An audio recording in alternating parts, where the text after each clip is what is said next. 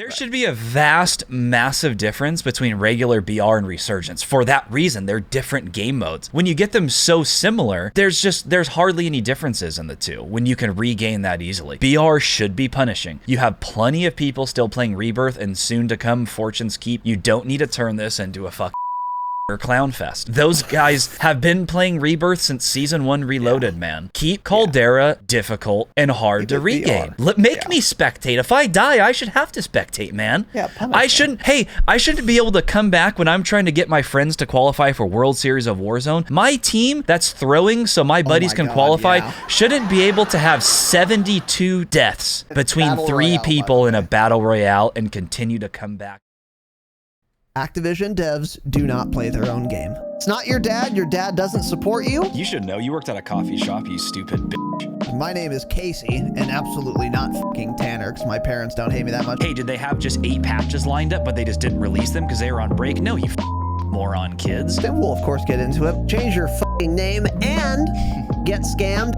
He's feeling under the weather. I probably won't say another word until Stay Humble, so have a good pod, Raz. I'll be here listening. Got it.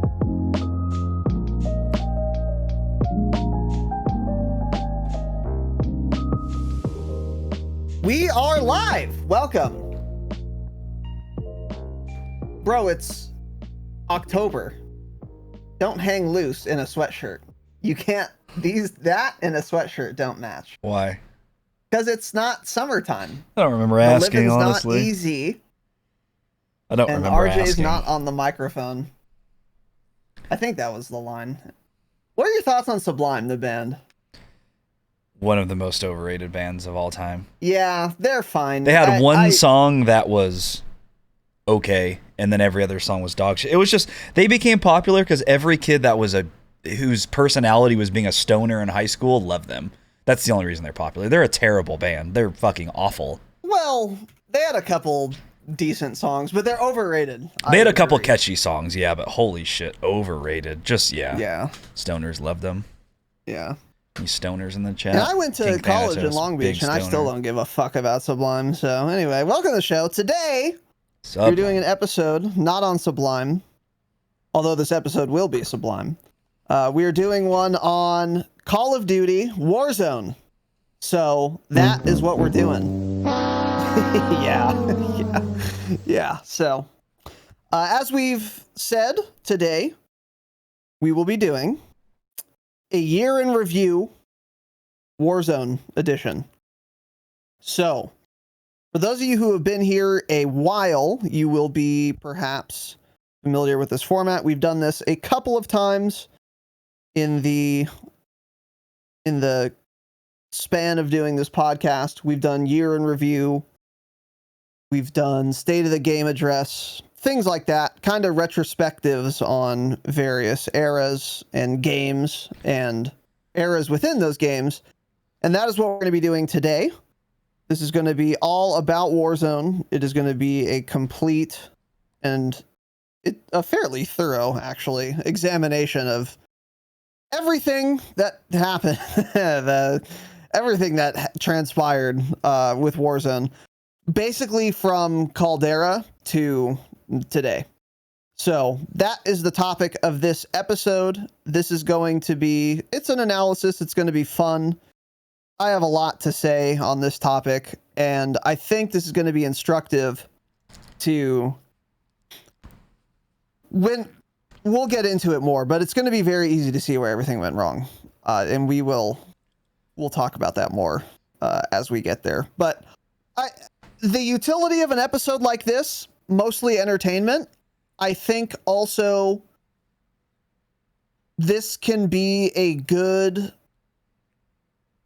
kind of episode perhaps to reference to look at what types of changes are conducive to a good BR or a good Warzone experience even, and then what types of changes are not conducive to a good Warzone experience. So if this is going to have utility, I think it could be in the form of when we see Season 1 of Warzone 2 and we look at the patch notes and we look at the changes, or even just how Warzone 2 will operate day 1 and then how it changes over time.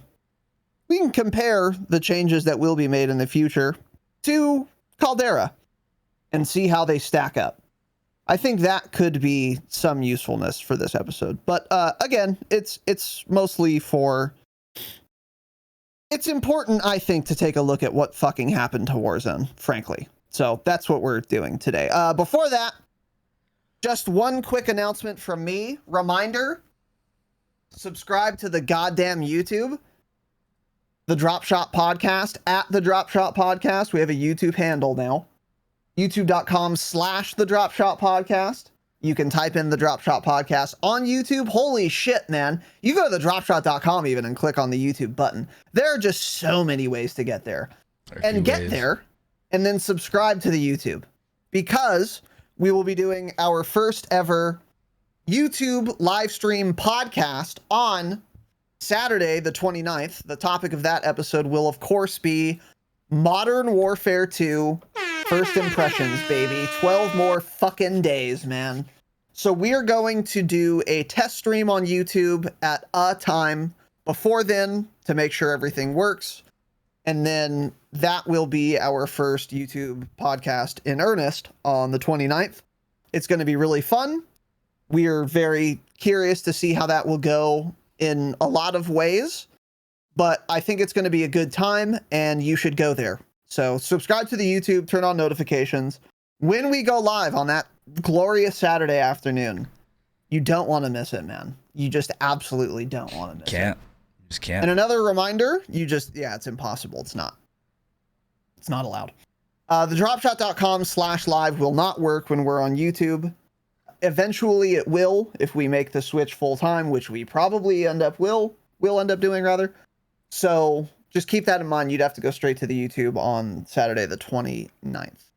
And another thing with respect to the YouTube, we are open to ideas on what kind of badges we should use. Because we can have like little membership badges, but we don't know what to make. Because we're not going to use mine. Mine is just like the letter R on my Twitch. Tanner's are guns that you can't really even tell they're guns very much. So we need a unified badge for the program. We were thinking just TDS, all caps, and or like DS, fonts. like our website. When you go to the website and Or it shows DSP, up in rather. the URL, that one just says DS, I think. Oh, I think we had that's talked kinda about doing dope, that in actually. different colors. That's kind of dope. I'm gonna write that in board meetings so we don't forget. Yeah. Let's see. But yeah, just so we're clear, yeah, this isn't a full switch to YouTube at all at this point. Maybe it'll come, and maybe it'll come in 2 weeks, maybe it'll come in a year. But to start with, we're just going to test it next Saturday, see how it goes, see how you guys like it. But we'll still definitely be on Twitch after that at some point for a period of time. So we'll be going back and forth probably for a little bit, testing things, seeing how we like it.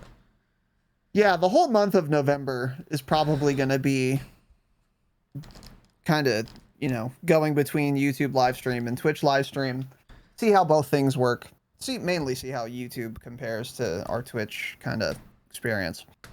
And then if we are going to switch full time, we'll tell you guys. Yeah. But that's just for live viewership. If you listen on an app or on YouTube, like the VOD, which is the vast majority of you don't have to worry about any of this. But watching live is a lot of fun and we're very excited for it. So also we will have memberships soon. So there's one membership tier on our YouTube once it gets approved. It is friend of the pod tier member on YouTube. What is a YouTube member? It means you fucking give us money. Duh. Yes, surely. That's what it is. What do you get for it? A badge. And you could talk in members only chat, which we'll probably never do. So, unless we get massively successful, which we deserve to. I mean, Yeah, it's you think? overdue, frankly, but Yeah. until that time, you really won't get shit for it other than the badge. But it would be a great way to support the program. And curious who the first member ever of the Dropshot YouTube will be. No one knows. Oh, man. Yeah, who will it be? It's not approved yet, but it should be approved today, the 15th, like Maybe I'll before be the the day first. is out. So keep spamming F12 on that because you really want to be the first member because you get a to be prize. the first member. Yeah, you get a fucking prize for sure. Yeah. Super secret prize. Yeah, it's so secret you might not even know what it is when you get it. So Yeah. Anyway, sure. that's happening. But yeah, sub to the YouTube, which is free, and that's going to be a lot of fun. Any other announcements we need to make, Tanner? No. Damascus Hangout next Saturday, the 22nd. We don't know what we're doing exactly yet, but it will be the 22nd. Yeah, we got some like prep ideas, but none of them. Yeah, I don't know. You guys are having the same that. issue I am, which is that like we don't really. I don't think anyone's gonna be able to think of how exactly we could do something like that. So whatever, we'll see. We'll figure it out. But yeah, we'll keep you Damascus patrons posted, and we should have our Q&A, maybe our behind the scenes done next week as well. So, all right, let's get into this thing. If you're listening for the jingle, here it is.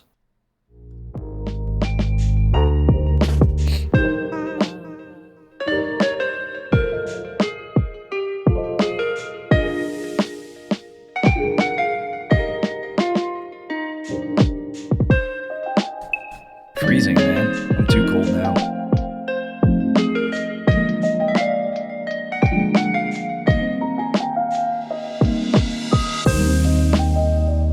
Cold little bud. Mm-hmm. Maybe get a blanket. Maybe we should make those Dropshot blankets. Your thoughts on that? With our heads on them? What are your... Yeah, that'd be fucking dope, actually. What are your thoughts on... I got my mom that for Christmas. Not our heads, but our dogs. That's cute. You like go to this website. Yeah. You could give them pictures of your dogs. So she just has this giant fucking blanket, and it's like all like a goofy color, whatever, and it's just their stupid fucking faces at different angles, just all over. They do all that merch now: socks, shirts, hats, hoodie. Yeah. You can get everything with your pet's It's face an on it. easy little thing, yeah. It's a great One idea. thing I think we're doing for Christmas this year, by the way, is no gifts. Really? I floated the idea last year. I was like, let's stop doing Christmas presents. And I was like, I would absolutely be down. I didn't think they were going to bite, but they were like, all right, yeah, that sounds good. And so now I'm going to push it really hard this year. I'm going to be like, we're not going to get each other presents. Here's what we're going to do. We're going to have nice dinners. I'll buy a bottle or two of like nice wine. And because I'm a sommelier now, from last year when we talked about that. Opus One. Opus One's my favorite fucking cab. So anyway, make sure not to tell your aunt that you guys aren't doing no gifts, or that you guys are doing no gifts this year. Make sure she still writes you that check. Yeah, I think she probably would anyway. Yeah. But yeah, no gifts. Hopefully she got a raise. And I'm very excited about it. I'm very excited about it. Yeah. Just candy and food. Your gift should be you guys finally sell your house and move. That would be a great gift. Which absolutely yeah. isn't happening this year anymore. It doesn't seem that way, no. Now you guys are fucked. No one's going to be looking for a house around Christmas. You probably won't ever move, the more I think about it. Yeah, I'll probably. Oh, I do have one major announcement. Kraft Burger is no longer on DoorDash, guys, so not really sure what we're supposed to do anymore. Yeah, it's very upsetting. Hopefully they come back. It's a very big deal. I don't think they will. Why would they go off? I don't know. Maybe it's a glitch. Maybe they needed to update their prices or something. Think the system glitched out? I hope so, man. Copium. Yeah, I could anyway, welcome to the show. Today, we are doing a year in review, Warzone. So, here's the format for how this episode's going to work. And we have not done it quite like this before. I think this is going to be a good way to do this episode because of the very unique situation that I think we've found ourselves in with respect to Warzone this past year. And what Tanner and I did was we ordered the link to the patch notes for every season and every season reloaded, because these are when new features are added or big changes are made. And then underneath those, we jotted down the biggest additions or subtractions or changes from that season or season reloaded. And what we're going to do is basically go through all of these things and talk about if they were good, if they were bad, whatever. And then you'll be able to see when you zoom out this much and you have all the seasons laying right in front of you. And only the important things like highlighted, it's very fucking easy to see where Warzone went wrong. It's actually shockingly easy to see where Warzone went wrong, in my view. So that it's actually going to be, it's pretty funny. It was pretty funny to me because I was writing the notes and I was like, oh, okay, this was the season. This was the season it all went to shit. And we didn't know right away, but we had our suspicions. I specifically remember the episode. We talked about it. I was like, this is not great, but maybe not.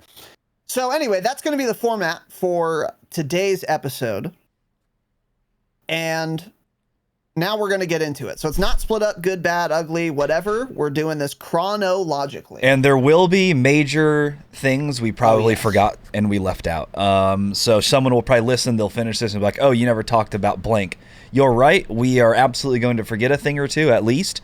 It's just, there's a lot to cover here. You know, we're not going to spend 8 hours talking about all of this. So, you know, there will be things we either forget, we kind of just skip over on purpose, or don't talk about a whole lot. So can't get everything, but yeah, gonna get a lot of the big things. Also true. Yeah, you're gonna be like, I can't believe you forgot this glaring thing that Raven added. It's like, okay, we wrote down 100. So, all right, starting with Season 1 of Vanguard, Warzone Season 1.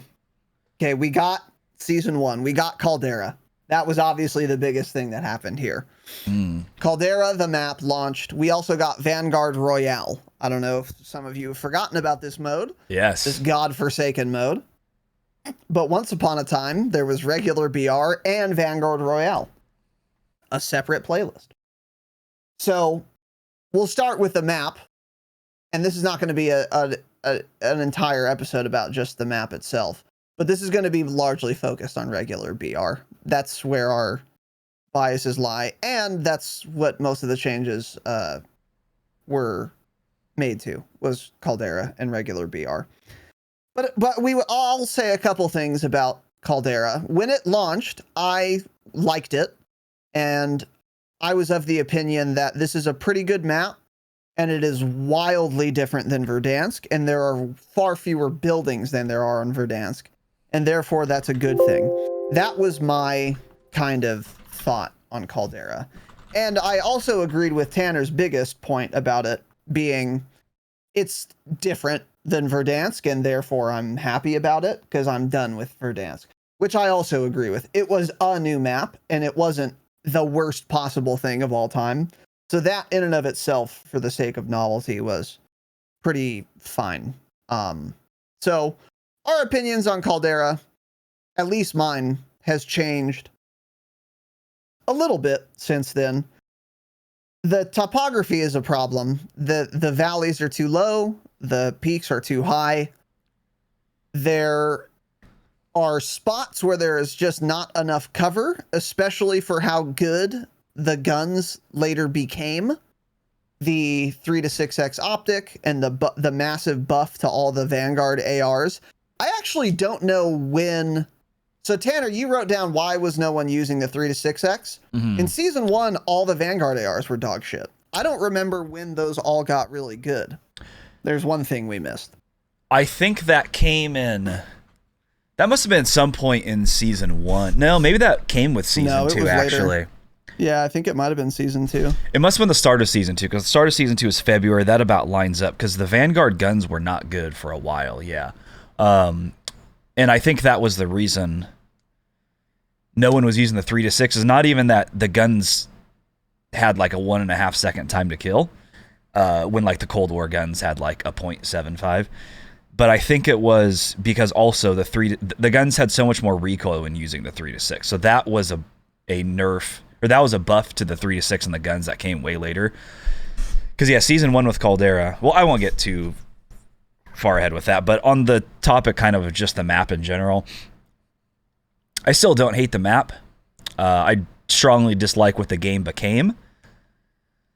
A lot of the changes they made did end up being because of the way they designed the map. Unfortunately, a lot of these things they added, the balloons that they added later on, the fast travel system, the no recoil guns with a 6x optic, those were only added because of the way they designed this map. So none of those things would have happened if they did not design a map this way with such long sight lines and hills where you can shoot down on people.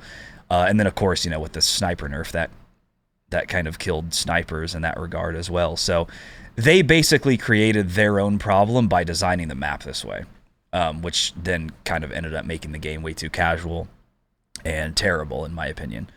But yeah, Caldera... it was overall still a pretty good map, I think. Was never great. A lot of people complain about visibility issues early on, which I thought the visibility, we said this a lot early on, was still better than Verdansk, honestly. I still agree with it. I still do really honestly agree with that. Verdansk, the sun glare was just so bad you couldn't see shit. There were people sitting in bushes every once in a while in Caldera, but that really wasn't that apparent, honestly, so... My biggest thing with the map was the game played very slow early on from what I remember. But, everything looked pretty. The map was cool. The POIs were fresh and interesting. We said a lot early on, too, that it feels like a map where, like, you would live. It, like, feels alive, whereas Verdansk just feels like a video game map. Caldera kind of felt like, oh, this is like a living island where people live or something. And I always thought that aspect of the map was kind of cool, honestly. But... yeah. Interesting POIs. Yeah, for sure. So I've looked a little bit for... It's actually kind of harder to find when the Vanguard ARs got buffed. If one of you knows, let us know, and we can talk about it. That was a very seminal moment in Warzone history. I think it was post-Season 2, because I looked at the Season 2 notes. It didn't seem to be there yet. I think it might have been Season 3 or later. Probably not later. Probably it was Season 3. It could have been mid-Season 2 also. I'm not sure. I don't want to spend much time looking for it, but we'll mention that again. Because that did change the game a lot. And that's kind of what I was saying is like, Caldera was a different map when you couldn't beam people from 150 meters without missing a bullet. Because the 3 to 6x wasn't usable, because there was no gun that was usable to put it on, basically. So... yeah. A lot of the weapon balancing also came in between Season and Season Reloaded, so we may, miss a lot of those, but we know the kind of the general time frame of when things became good and then too good and then bad. Yeah, exactly. So anyway, we also got Vanguard Royale. This, I don't know if their intention from the outset was to have two different modes and ultimately merge them into one. It kind of seems like that was their intention, which is a decent idea. I like the idea of doing that. They had this separate little BR playlist to test things in and get data on. The problem with that is they put things in Vanguard Royale and then tested them and then said, yeah, this is a good idea to bring to regular BR. That's where I have a problem, but it's not in the existence of Vanguard Royale itself.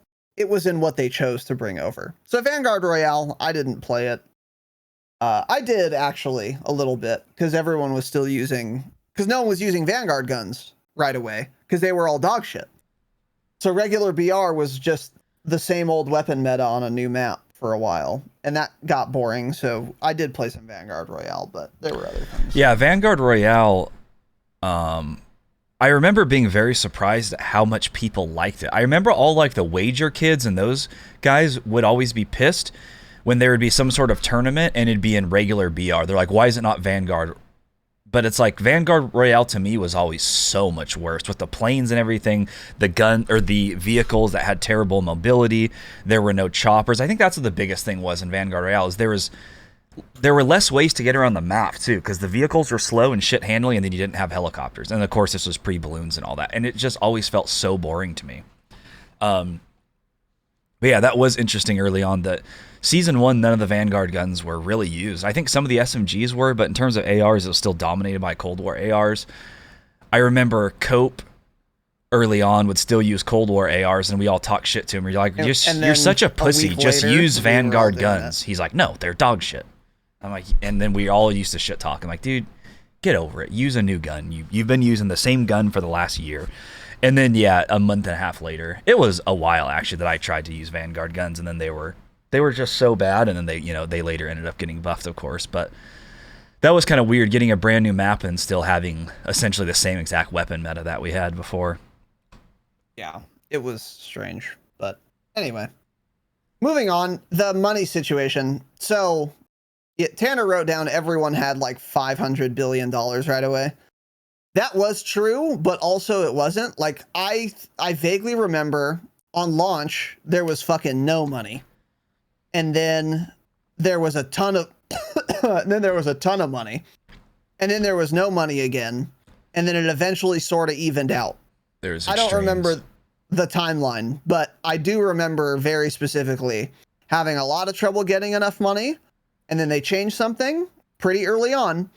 And then there was a ton of money on the map. I don't think this is that big of a deal because these fluctuations did not last very long. And then we got to a decent point with the economy toward the end of season 1, if I recall correctly. Well, the biggest thing was, too, is you had so much money at one point, but you still couldn't buy a loadout. You could not buy a loadout until a certain time. It was time gated to the first circle at that time, I believe, and the first circle also came in later is what it was. So it was around like 5 minutes, give or take, that you just couldn't get a loadout.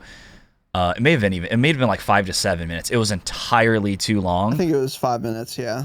And you just had so much goddamn money. So it's like, why put this much money on the map if you can't buy a loadout with it? That's what everyone complained about. Luckily, that was one of the best things that ended up happening to Caldera in general, was when they reverted that change later on. Because that was, God, that was terrible, man. So boring. For sure.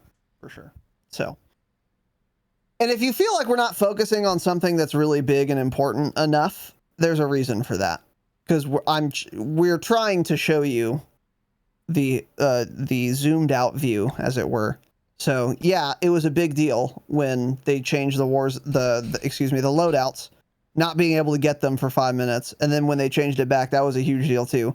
I get that, but that all happened inside of like a month, and it's not very relevant to the overall kind of point of the program today. You'll see what I mean. So anyway.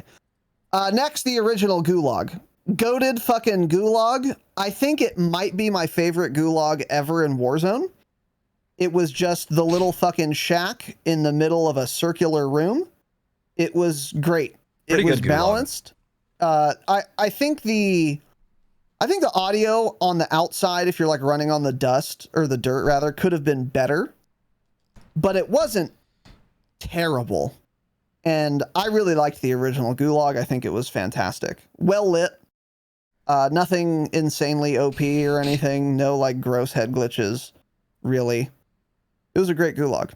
I think the only bad thing about that Gulag I could say is it was, if you had a teammate in the Gulag, that was the easiest one like ever to give callouts for. Because I feel like where they spawned the spectators was so close and the little Gulag was so tiny, there's nothing to hide behind. So immediately, as soon as the buzzer rang, you could say, all right, he's going left, you're right side. He's right side. And it was easy to give callouts on, which has always been cheese, and that's something everyone has always said removed from the game, and they just never removed that, by the way. But I also thought this was a pretty good Gulag. Was this the one that they said a wide open middle space, or no? No, that was the next one. Okay, got it. Yeah. So we'll get into that later. Overall, this was, I guess, the best Gulag in Caldera, honestly. It wasn't good, Definitely but it wasn't. Caldera. It was not terrible. It's not filled with clutter and a bunch of shit, fortunately. So it was okay. Yeah, I like this one. They also added top secret contracts, which were cool, and big game bounties, which I think were very cool. The top secret contract, I don't have much to say on that. I think it's a fine addition. The big game bounties, I think, were quite a good addition, and it was another option for aggressive players, because if you were like a really aggro player, there was really only one contract you'd ever want to do, which is a bounty. So if there's no bounties around, you just don't get to do contracts, but everyone else does. That feels kind of shit. Because if your play style is middle of the road, you can do pretty much any contract. If your play style's recon, I guess you're only doing recons in that case, but still, I think it was warranted to add this type of bounty, and it was fun. And it was maybe a little bit overpowered that you get an advanced UAV once you complete it. Yeah. But the way they balance that is that you're going to kill like one of the best teams in the lobby if to do it to get the reward. So that's kind of a balancing mechanism. Not a huge issue if it was imbalanced. It wasn't terribly imbalanced. There were more imbalanced contracts, which we'll get into. So that isn't that big of a deal to me. Overall, I was glad they added this. Yeah, I think those are both great contracts that they added. I'm happy with both of them. Yeah, for sure. Next is the vehicles. We got the Verdansk vehicles. The Caldera vehicles built in 1935 and, shipped over to an island. They're dog shit. They were terrible. I don't know why they did that. I guess to be more realistic, I understand a Jeep from World War II isn't going to handle super well, but give it modern suspension, especially if I'm going to be getting shot with a fucking MP7 that was designed like 50 years later or whatever. I didn't like it, hated it, but that wasn't an issue in the long run because no one uses those vehicles anymore. However, they did also add the fighter planes, which was very cringe, and they've gone through... They were more of a problem on launch than they are now. The dogfighter planes. But still just cringe, don't add them, dumb. But it was really bad early on. Season 1 is when the fighter planes were at their worst because they were auto lock on. So you would like the people on the ground would show up in like red or something, and it would like auto target on them, and then you just held down right trigger or left click for a couple seconds, and then they'd be dead. They were insanely broken. People were dropping like 30, 40 kill games Season 1 just staying in a plane the whole time. So it was extremely cringe. Absolutely hated that aspect. They should have never brought planes in at all. And but in the start, it was only for Vanguard Royale, which is also why we hated that mode. We're like, oh, okay, we're just not playing that because this has planes and shit. Mm-hmm. So actually, I guess I'd said a second ago that Vanguard Royale had no mobility. I guess they did have the planes, but most people just stay in them and shoot everything down. So and they were impossible to fly on keyboard and mouse too. So they literally were not possible to fly. Yes. I couldn't even turn. I couldn't take off. Yeah, that's fun. Here's where we also started to get some quality of life improvements. The gas mask, which we will see got a lot of improvements. That started here. The animation waited for reload, plate insertions, and nade throws. This was a step in the right direction. Not much to say on that. And then the Krampus event was in Season 1, huh? Had to have been, yeah, because Season 2 didn't come out till February, so yes. Okay, yeah. So then... Oh, I farted. The Krampus incident. So we all remember this. Again, in the grand scheme of things, not that big of a deal, but, I mean, they did it again. They did a big patch, they added a thing, and then they were fucking on holiday break, sipping eggnog. On holiday? Sexually harassing young women at Christmas parties, company Christmas parties and retreats. Unfortunately. Causing such mental anguish that you are driving people to suicide, allegedly, supposedly. That's what I heard. So, yeah, that Krampus thing was fucking insane, and Krampus had 1 billion hit points. It wasn't fun. He was loud. It chased you around wasted everywhere. All your ammo. You couldn't escape him. Really fucking stupid. Even if it wasn't in the game for 2 weeks, it wasn't fun even for a single game. Like, actually, it was just a dumb, unfun playtesters, by the event. Yeah, playtesters. There's no way anyone ever playtested Krampus. There's just zero chance, by the way. The Christmas event we got before this, by the way, there were like Christmas trees with little presents. They were like crates that had like bow ties on them, and you can get a bunch of really good loot. Oh, maybe that was the Caldera same thing. As well. That was Caldera. There were trees. Yeah, if they just left it at that would have been cool. That was like, cool. Fun. You could get like because streaks and stuff from them. Yes, but also if you were there, like people knew you were there, or they were just super obvious on the map. They were hotspots for some reason. So that made them fairly balanced, even though the loot was insane. That's a great Christmas event. Leave it at that. Don't put Krampus in the game. Duh. So this was insane, obviously. Yeah. Yeah, and you're right, not a big deal in the grand scheme of things. About the time when we had a brand new map that had just came out a month prior, we all wanted to play Warzone. For the game to quite literally be unplayable for 2 weeks was a big deal at the time. I I truly did not play Warzone during that time. I said, I'm not dealing with this. They're all on break. I can't believe they left the game in this state. It's unplayable. And a bunch of people did quit for about 2 weeks while Krampus was in the game. Just completely killed the early excitement of a new map. I mean, he ruined new Christmas everything. for sure. Yeah. Oh, that was yeah. Christmas villain proper. Yep. So yeah, thanks Debs who added that. I'm sure that was Ted's idea that he had while sipping on a, Mai Tai or something at 11 p.m. one night with the creative juices flowing, as he says. Shout out to Ted.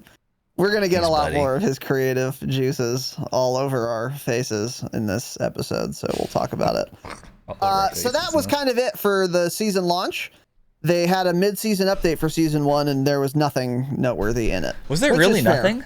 No, not that I could find. Not a single thing. Which is fair because, like, it was a huge undertaking to launch season 1 with a new map and all that. So it was balancing at that point. Yeah, and they added all the new guns, so like it's totally fair that they didn't add any like real content for the mid-season update. Which is so I'm like fine with that, but I have nothing to add on that point. That was when consoles had no textures as well. So there were like a month or two where it was either Xbox or PlayStation they pretty much could not play Caldera. Like that's not an exaggeration. Nothing would render.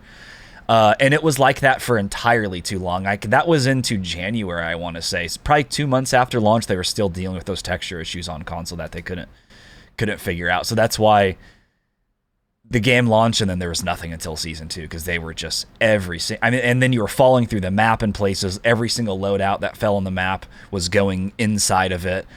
You could fly planes through Peak and whatnot. It was a disaster in terms of falling through and clipping with the map. So that's what they spent most of their time on, was trying to fix those issues. Yeah.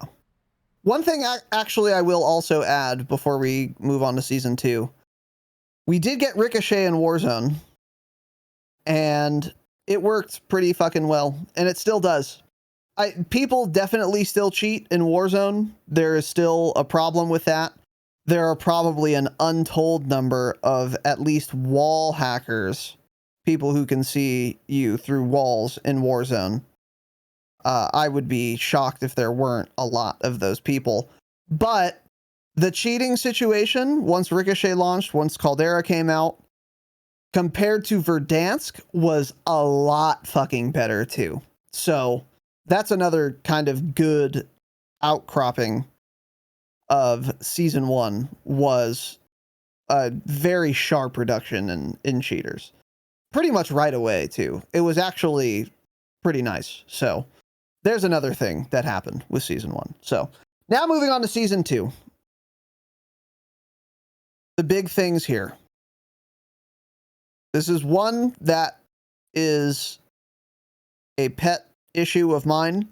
So in the grand scheme of things, I think this is a fairly big deal. For myself, this was a huge deal. The sniper incident, Troll Despair, the sniper nerf. This is when snipers would only headshot down someone if they were inside of 30 meters. And then there was a separate category of snipers that could headshot at any range. But a lot of pretty much every popular sniper, there are two. The car, the M-dub car, and the Swiss from Cold War. Rip, my boy. And I think the Vanguard, the M-dub car and the Cold War Swiss. And I think the Vanguard car also used to headshot in every range and no longer does. Because that was getting some play in season 1 because people wanted to use a new sniper. And then the sniper incident happened, the sniper nerf. This changed a lot about how the game was played. And I believe this was pre-Vanguard AR buffs. So we had this map that was very big, not a lot of cover, very long sight lines. And then snipers were doing very well in season 1, gutted them.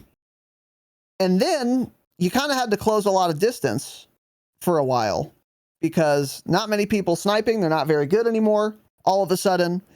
And there's no 3 to 6x where you can just rail people at 200 meters. That doesn't come till later.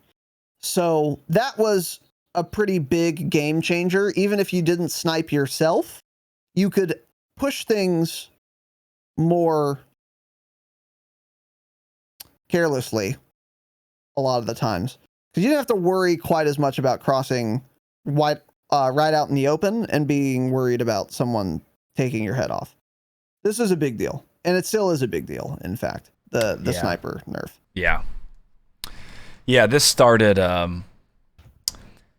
this, to me, is the start of kind of what made Warzone more boring as well.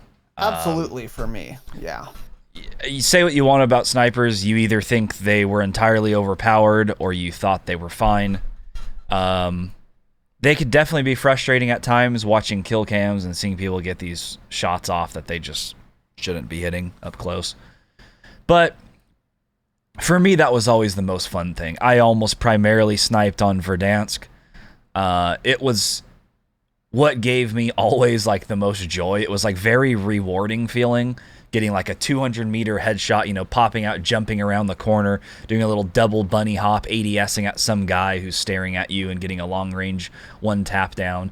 That was just so rewarding feeling, and then losing that ability on the quick snipers started to slow the game down a lot, and I was not... Well, at the start, I kind of was a fan of the change, so I was like, okay, I'm open to it. Let's see what happens. Well, it's, maybe this will be better in the long run in terms of overall weapon balance, but I don't really care about that anymore because what it ended up doing was just making the game so much boring, in my opinion. Being forced to use heavy, slow snipers if you wanted to one-tap people at range was kind of began the whole downfall for me, honestly. Yes, and this change in conjunction with the massive buff to Vanguard ARs that we would get later, and the fact that they had that 6x zoom is really the deadly combo. Because if you wanted to nerf snipers in this way, but the axial arms 3x was still the meta scope for an AR, and you couldn't really go full auto any more zoomed in than that, that would be a fairly sensible change to snipers. Because it's like, okay, well, if you want to shoot someone from really far away, you shouldn't be uncontested by ARs. And if they only zoom 3x, then you are, so we won't allow you to headshot every range. But then later they change the Vanguard ARs to have no recoil at 200 meters, and then kept the sniper nerf. So then snipers just became very, very burdensome to use. And we talked about this a lot, and they've done a lot since the nerf to make snipers better. Yeah, we'll get into that in like Season 4 Reloaded or something, I think it was. Season 5. Something like that. Yeah, they did a lot to help snipers after this nerf, but still, there was a long time, and you could maybe even argue to this day, where they just didn't recover in the face of Vanguard ARs zooming 6x with no recoil, beaming you at any range. That's a better long-range gun than a sniper. Every single time. In the hands of 95% of people. So for Tanner and I, who enjoyed sniping in Warzone, that's what was fun for us. Well, this really sucked. And I think most people in general just never sniped, even when they were really good. I would say of like regular Warzone players in Verdansk, for example, probably 20-30% of people sniped. So it was pretty high, yeah. I would say 30 plus. I don't think this is as big of a deal to most of you listening as it was to us. But for us, it was a huge deal. And for people who like only sniped, this was a huge deal. And it did change the landscape again, even if you didn't snipe yourself. So moving on. They also added bomber planes, which didn't matter at the time because they were only in Vanguard Royale.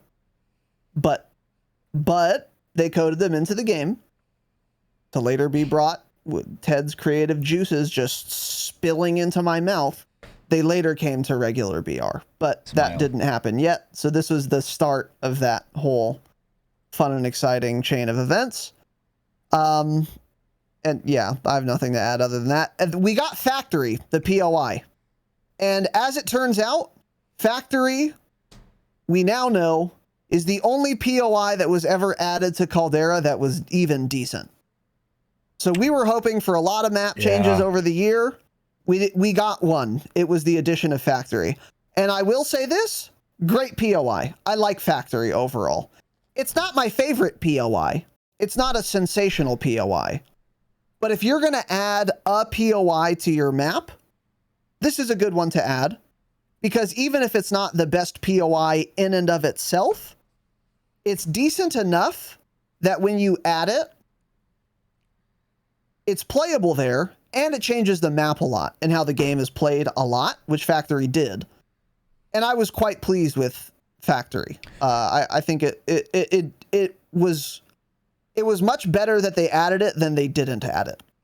That area of the map better. Was very dead at the time too. It needed something there, so the fact they put Factory there, it wasn't just the layout of Factory itself that made it good. It's because it became more of a hotspot location, and there's always fun fights taking place there. I think that's the biggest thing was you could have added any POI that was multi-level, had plenty of loot, and it still would have been good.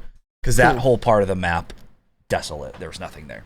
It was definitely a POI. It wasn't a POU like Dig Site or something, which is still a terrible location to ever land or fight out. There's zero loot there, zero cover, just boring, uninteresting. But Factory was a fun place to land. And when it first came in, it was the only place on the map.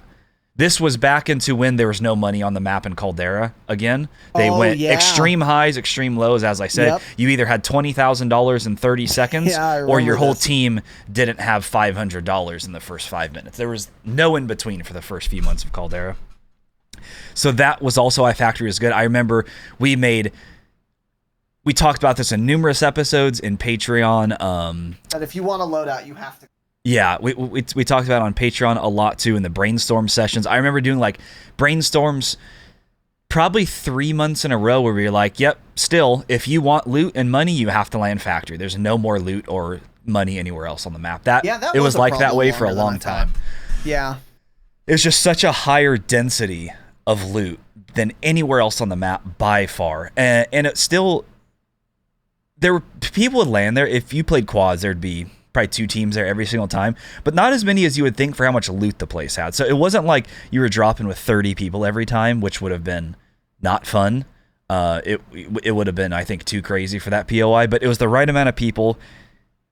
And if you knew what you were doing, you came out of there every time easily with the loadout and plenty of money to set you up for the rest of the game. That's the biggest thing we used to always say is land Factory, it'll set you up for the rest of the game because you're going to have plenty of money. You can get streaks right away, loadout right away, and you'll be set going on. And it'll set you up. It'll put you in a way better position to win than landing at like any other POI. Yeah, for sure. Factory at that time was what Peak is now. But you pretty much. You can land at wherever the fuck you want right now and get a loadout, so it's not totally analogous, but in the sense that it was the best place to land to get like money if you don't die, for sure. So yeah. And Factory was super balanced too. It is balanced, I would say, because like that rooftop is really fucking strong. If you are looking, what is it? West? East. But then also, I don't know where Peak is in relation to it. You can get like fucked on from that ridge going toward Peak. And like we had died from there too. Like there are roads there. The southeast, yeah. There are like little dividers on the road so people can have cover and like counter snipe you, like totally fun. So it wasn't like being on, what was the building called in Verdansk by military base? Iron and OP Marks and all them named it. Favorite. Yeah. It was not like that building where you're on the roof of Favorite by military. There's no other roofs around. There's no counterplay. You have a nasty heady. You have a disgusting head glitch.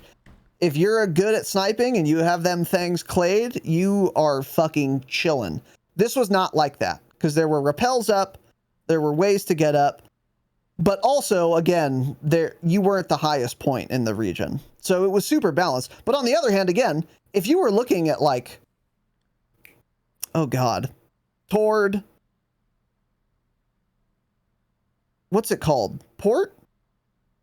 Like all that area, the opposite direction of peak, if you're looking anywhere there and you're on that rooftop, you're in an extremely advantaged position. So I think it was well designed and well placed, like Tanner said too. So another thing we got in season 2, which was huge, balloons. This is when we finally got them balloon things, the static balloon spawns, where you fucking press a button, you rappel up, and you can balloon really far away. This was needed especially on this map. Even if it wasn't needed on this map, it was a great addition. And at this time, parachutes still made noise. So I wasn't getting parachuted on not knowing that someone parachuted on me. And they were balanced in that sense as well. The balloons were fucking excellent, and they really brought a lot of life back to a map that a lot of people were getting very frustrated with. Yes, this was absolutely needed. We're back. The game was not playing very well. There was zero mobility. A lot of people had issues with that. So it was just, with all of the hills and everything, you'd spend all this time running. It seemed like vehicle spawns were low at the time too, or like chopper spawns were low. Something else was weird at the time. So that like balloons were just absolutely necessary to the map. Because like, since you can't really slide cancel to reset tack sprint going up hills, it made it very slow. So you're just like regular sprinting till your tack sprint resets up a hill, and it was slow and boring. And then you would spend 5 minutes running around, walking around the map, start heading up some hill, and then all of a sudden there'd be guys on top of you just suddenly shooting at you and you're dead. So it's like, that's a great experience. I landed, I looted around, got my loadout, got some streaks, had some money in my pocket, and then started moving up a hill, and then next thing I know, I'm dead. So that balloons were a great addition at the start for people that wanted to play quickly, or people who also just wanted to get away from teams chasing them. They were just so much fun to use at the start that I remember we would just like go from balloon to balloon. We'd balloon to the next closest one pretty much, run to that one, balloon from that. And I remember there was like some funny, like we were by Capital one time. I think it was me and Jake, and we were chasing this dude who just kept ballooning away from us. He was our bounty, and it was so annoying. I just remember like laughing the whole time, like, holy shit, dude, this guy just won't stop ballooning away from us. And we just kept ballooning towards him and chasing him. But that's what everyone did at first. They just kept going from balloon to balloon, and it was funny and it was interesting. But it was absolutely necessary for the way the map was designed if you wanted to push people and be able to get kills pretty much, and then not get just easily held. That was the other issue early on in Caldera is you would hold people on the edge of the zone so easily. If you were riding the gas, you would be fucked every single time. Yeah, and balloons true. solve that issue too. You can get further into the zone instead of just, dying if you didn't have a chopper or something to get in the zone quickly. It was bad. Yeah, for sure. So yeah, the balloons are great. They still are great.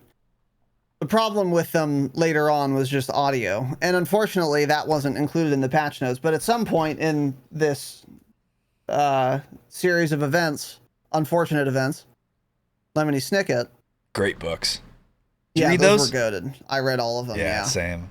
Only books I've ever read in my life, pretty much. Candy. But they were balanced at the time again.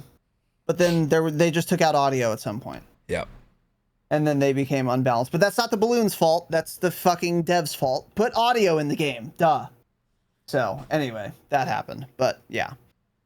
This is where they also took out circle endings on peak. People were complaining that the final circle was ending on peak too often. And so that if you were on peak, you would just, like, auto-win or something. So they said, okay, cool, guys. Well, we will no longer let the circle end on peak. And then we got the era, which we're still in, by the way, of the very first circle while you're in the plane is 60% in the Pacific Ocean. Yeah. And then every single first circle, 95% of the fucking map was in gas. And then every ending was on some coast or something. Mm-hmm. They went real overboard with that. Real fucking overboard. And in hindsight, I would have preferred every game to end peak. than what we have now, or certainly how bad it was at the time, where every single first circle is actually 50% in unplayable play space. Just outrageous to do. Yeah. Outrageous to do.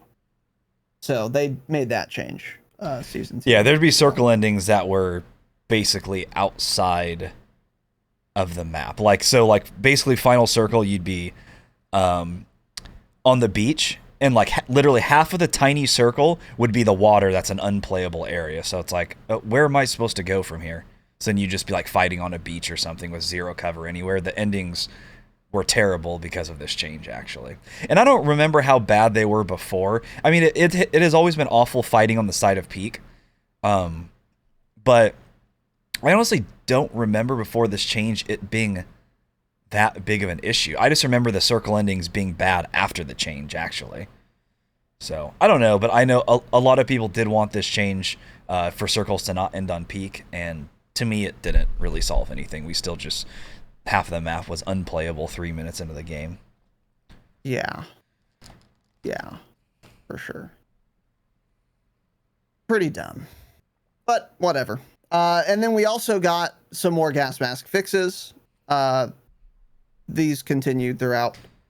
This time it was with ADSing. Gas mask animation wouldn't interrupt ADS. So that's that. Now, moving on. Season 2 Reloaded. We got deployable buy stations. The field upgrade. Pretty dope field upgrade.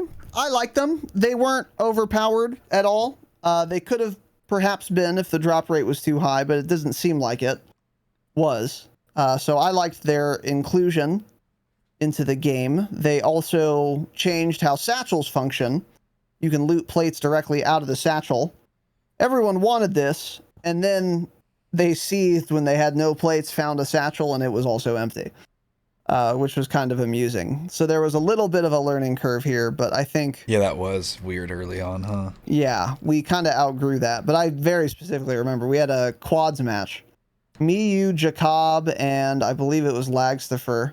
And we were at... Oh, God. What is the POI called? Factory. With like the... No. No. It was... Let me look at the map here. Pull up this fucking map. Oh, it doesn't say on here. God damn it. Yeah, the map doesn't have POIs It's, on it. Fields. No, the best sniping spot on the map with the helicopter spawn, it's by Arsenal. Arsenal. Yeah. You know that building by Arsenal? The best sniping spot on the map? Yeah. No. It doesn't matter. Anyway, yeah. I don't know what you're talking about. We had a quads game where we were just out of plates the whole fucking game. Yeah. Like the entire game. And this was, I think, the day after this patch. So that took some getting used to, but in the end it was fine. Everyone kind of had to adjust, but they did. So that was good. The parachute cutting height restriction was removed. This was very good as well. That was excellent. Yeah. So you could pull your chute closer to the ground, and you could cut it wherever you want as well. So these were nice. Again, more quality of life changes in the vein of good things.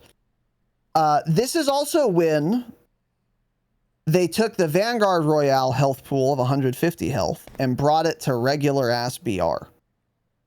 And that I still think was a good change. And I can only imagine how bad Warzone would be with 100 base health instead, with how little these guns miss ever, and how little cover there is ever. So this was like needed, bare minimum. But even at the time, I think it was a good thing that we supported, right? Yes, we definitely wanted it early on. Don't remember a lot about before that, though, as to how bad it was. But I remember it did feel like you would die very quickly. So this changed. This fixed those problems, at least, for sure. It was... I remember at first thinking this change is not noticeable at all, and I said that for like the first few weeks or month.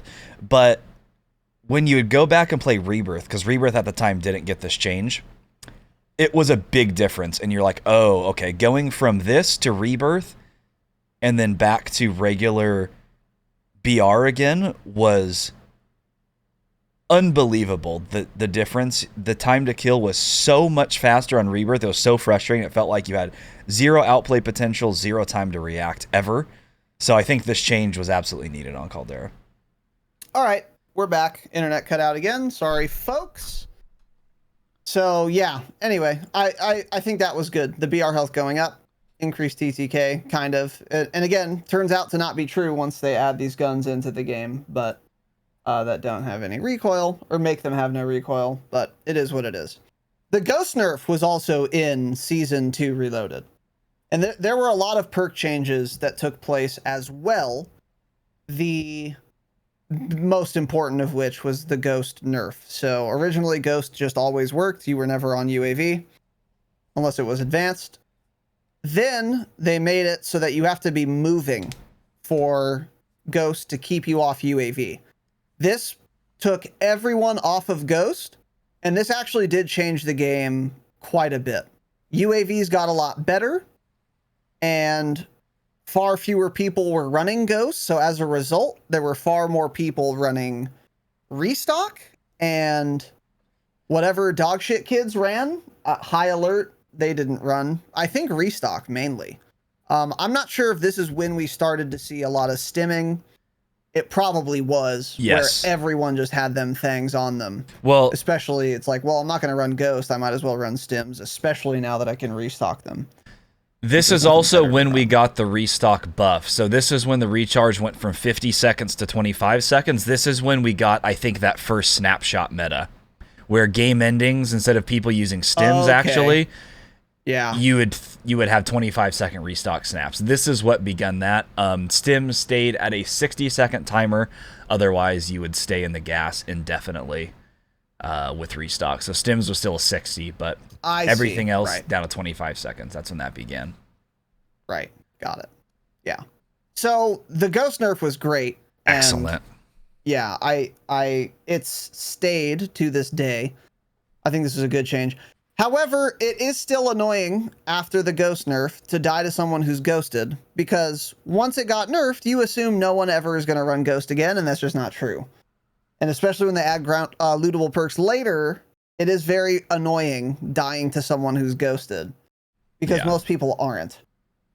But overall, on the whole, I'll take the nerf, and I was glad to see it. Yeah, this created a faster gameplay experience too, because if you remember for a lot of Verdansk, you would call in a UAV, you would literally not get a single ping on your UAV, even though you have a small circle with 40 people left, because every single person would be ghosted, of course, because what else would you run for your second loadout? So this fixed that issue, which, oddly enough, we had said this all along, and I still stand by this. There were way less people running Ghost early on in Caldera than we ever saw in Verdansk for some reason. I don't know what that ever was, or maybe it's because people weren't getting second loadouts as much. I'm not sure, but Ghost was just not as used early on as it was on Verdansk. This would have been an amazing change skit during the Verdansk era, but at least we got it now, and it did create a faster-paced game in general, because even less people were ghosted at this point. Yeah, for sure. Because I think Ghost was always had like the highest pick rate, but in our lobbies, not many people ran Ghost. Everyone was on Restock already, or High Alert, other things like that we didn't see a lot of ghosted people in our lobbies anyways, from what I saw. But I think this was probably because the economy was so shit, no one could buy UAVs still at this time, maybe? I don't remember exactly, but I do remember that being the case, yeah. I don't know. Yeah. I'm just not sure. But anyway. So that's it for Season 2 Reloaded. And that was just an unequivocally excellent patch. Every big change we just talked about was a good thing. Like, actually. That was a really, really solid patch. Now on to Season 3. So this is when we got the Godzilla LTM. The Godzilla incident, Troll Despair. It was fucking terrible. We talked about it. If an LTM is bad, it doesn't really matter. The biggest problem with a bad LTM is the opportunity cost that was incurred, where they could have spent that time doing other things, but it was whatever. Who cares? We played it once or twice, I think literally 2 times. And then we were like, okay, cool. Never playing that dog shit again. So that was that. This is when Ted Timmy Timmons really started telling tall tales on the TL as well. He was drumming up all of the hype for season 3, and His then we got juices were flowing. his juices were flowing, dude, just spilling over in my face and mouth. Yeah, we got a lot of Ted Timmy Timmons juice for season 3. And this season stands in stark contrast to season 2 Reloaded. So we got the Godzilla incident. It was fucking terrible. We got the new Gulag, which was fucking awful. I mean, the worst. No fucking light in the Gulag. Their description of it was literally the opposite of what the actual Gulag was. They said it was a wide open fucking center. I don't know why. I still to this day have no idea what they were talking about, because it's not. It's a semi-porous rectangle of steel in the center. So I don't know what that meant. The audio was not fucking great either for this Gulag. It was terrible, especially compared to its previous Gulag, which I thought was really fucking good. So yeah, that's how we started off season 3.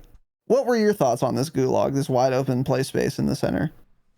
Yeah, that was I think we called that out before we even played it. I think we saw that in like the notes before the season, and they're like wide open. We're like wide open center. There's literally a massive box in the middle. This is quite literally the most opposite description they could have came up with, and they stood by that description for some reason. No idea why. This was a fucking awful Gulag. It was so dark you could not see someone if they were sitting in a corner. My God, it was absolutely terrible. Yeah. For sure one of the worst Gulags we ever got. And you spawn on a nasty head glitch too. So if someone just wants to not move, you're just like, okay, well, it's a really hard push. And then, yeah, it was just bad, really bad. So that was cool. We also got the dig site point of uninterest, the POU, notoriously uninteresting. We landed there, and nothing is there. There's like a forklift. There's the skeletal remains of some monster that are completely uninteresting in a battle royale first-person shooter game. I'm not a fucking archaeologist. I don't care about this. Yeah. Nothing interesting related to gameplay at all. There's not even cover, so it's not even like an interesting map. You can't like take cover behind like a skull, like a huge skull or something. Nothing cool like that. There's no loot. There was no mechanics. There was nothing there. There wasn't even a balloon there. So like it was really uninteresting. The most uninteresting of POUs that have perhaps ever been added to Warzone, certainly to Caldera. Yeah, wildly uninteresting. It was just added for this event, literally. That was the only reason they added this. Yeah.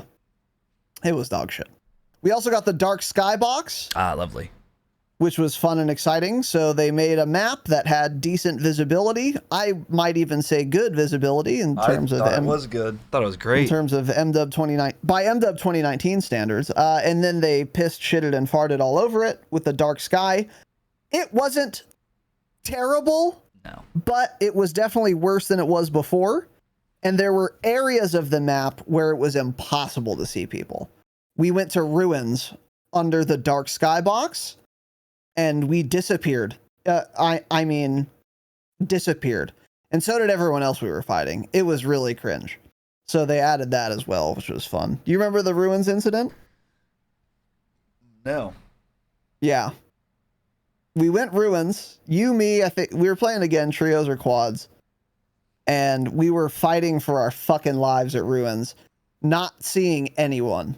Like I think we all ended up dying to people we just did not see at all. It was so, because the map became dark. Yes. Now you remember, yeah. This is when I complain. Because again, I swear to God, whenever the lighting is at its all-time worst is when the average person thought the lighting was better. I remember everyone was like, oh, this is the best lighting Caldera's ever had. I'm like, what are you fucking talking about? Are you out of your mind? It literally only got worse because of that reason, and that was because there'd be darker clouds, and so wherever those clouds were, that part of the map was pitch black, and that was Ruins. So Ruins was already a shaded dark area, with a bunch of ruins, of course. So underneath in these little dark corners, which is then shaded by a bunch of trees, then they added a dark skybox where there's a massive cloud covering that area.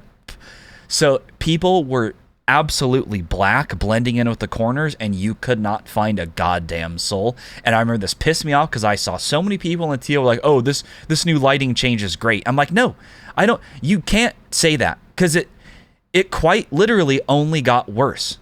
Yeah. It looks cool when you look at it, but it only made the gameplay worse in certain areas of the map. It wasn't everywhere that got worse, but POIs in certain areas where you could easily tell if you're like floating in the sky looking down, That's exactly you can tell where the yes. shaded circles were. Like there's clouds overhead shading that area. Those were the bad parts. And you can't tell me that didn't make the game worse in those areas. So yes, that was very frustrating fighting in a lot of parts of the map. Yeah, I remember saying this actually. It was like when we got the dark skybox, the visibility at 80% of the map was unchanged. It looked different, but I could still see people as well as before. But then there were just 20% new areas where before I could see people and now I couldn't. That's what it was. It didn't make everything less visible all the time, but there were specific areas where it just ruined the visibility. And I stand by this theory, which I had at the time. I think what happened was that people had their filters, their like their monitor settings, their filters, NVIDIA filters, set up on Verdansk so they could see on that map, which had terrible visibility. And then Caldera released, and they just never changed their filters. And then they complained about the visibility because their filters were making Caldera appear way too bright and washed.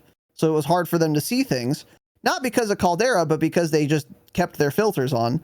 And then when we got the dark skybox, even though the visibility did get worse, for those people who just never bothered to change their filters, it got better because now they weren't getting blinded every time they played Warzone. That's my theory. I still stand by it. But anyway, there you go. So we got that. There were some updated POIs as well. Peak got some more fucking ramparts. Shout out to Walt. And other little rooms or buildings or whatever.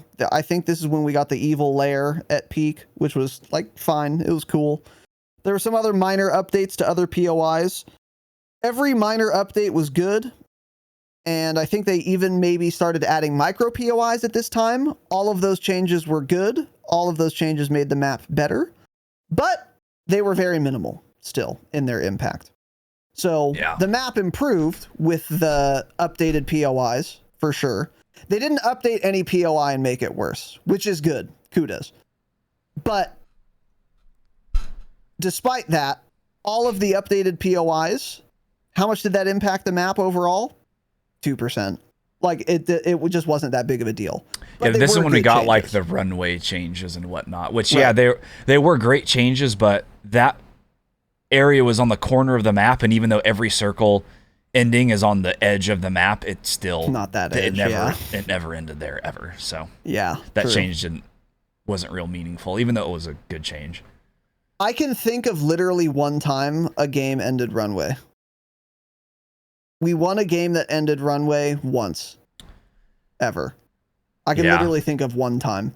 And then if I think of resort or capital or airfield, I can think of like tens, quite a bit more. Yeah. So shout out to the devs for that. Update a POI that you put in the gas inside of a minute every match. Cool. Further gas mask fixes. These were good. Continuing to make those better. This is when we got lootable perks as well.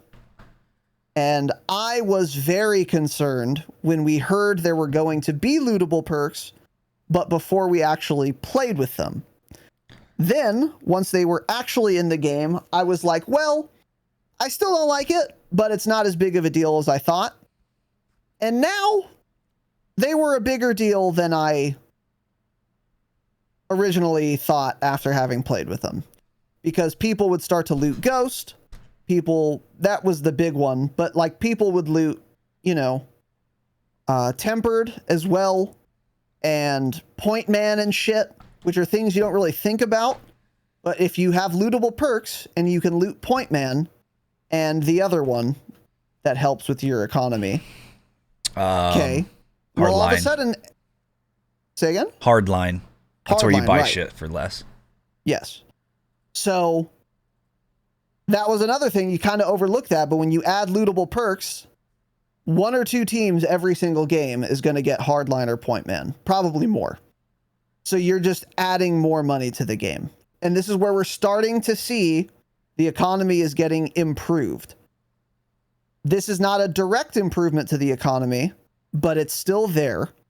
And then again, Ghost and all that shit.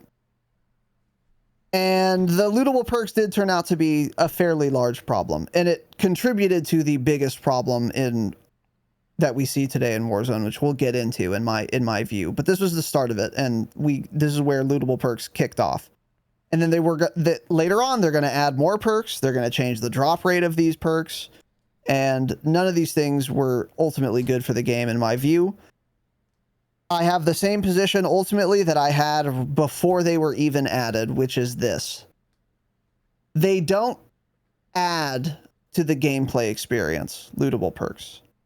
They are either going to be neutral or they're going to subtract from the gameplay experience.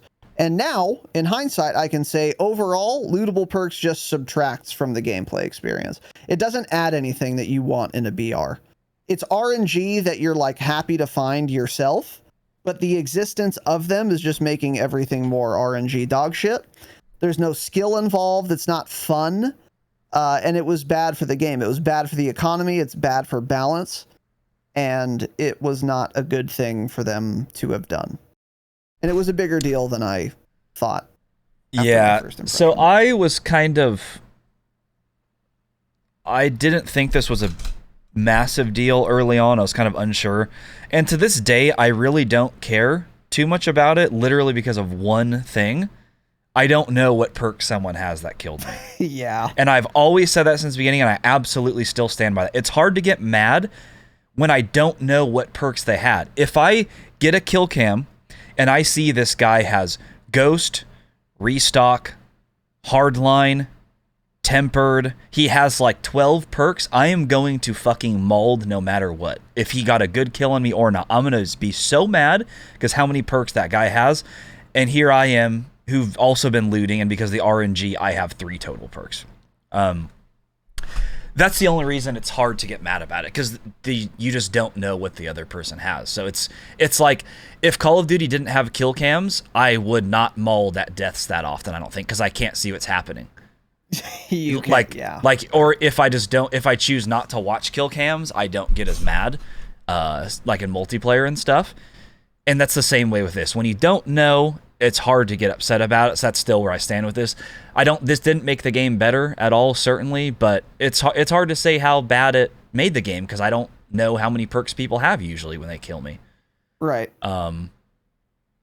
So it's hard to factor in is it that guy just killed me because he just so happened to have high alert on his loadout that he grabbed, or did he ping high alert off me looking at him because he looted that perk? That's the difference, right. And I don't know, so it's like hard to get upset about those things. So I don't know. I agree in that aspect, but because my biggest problem with Warzone now is the economy, and I'll get more into that.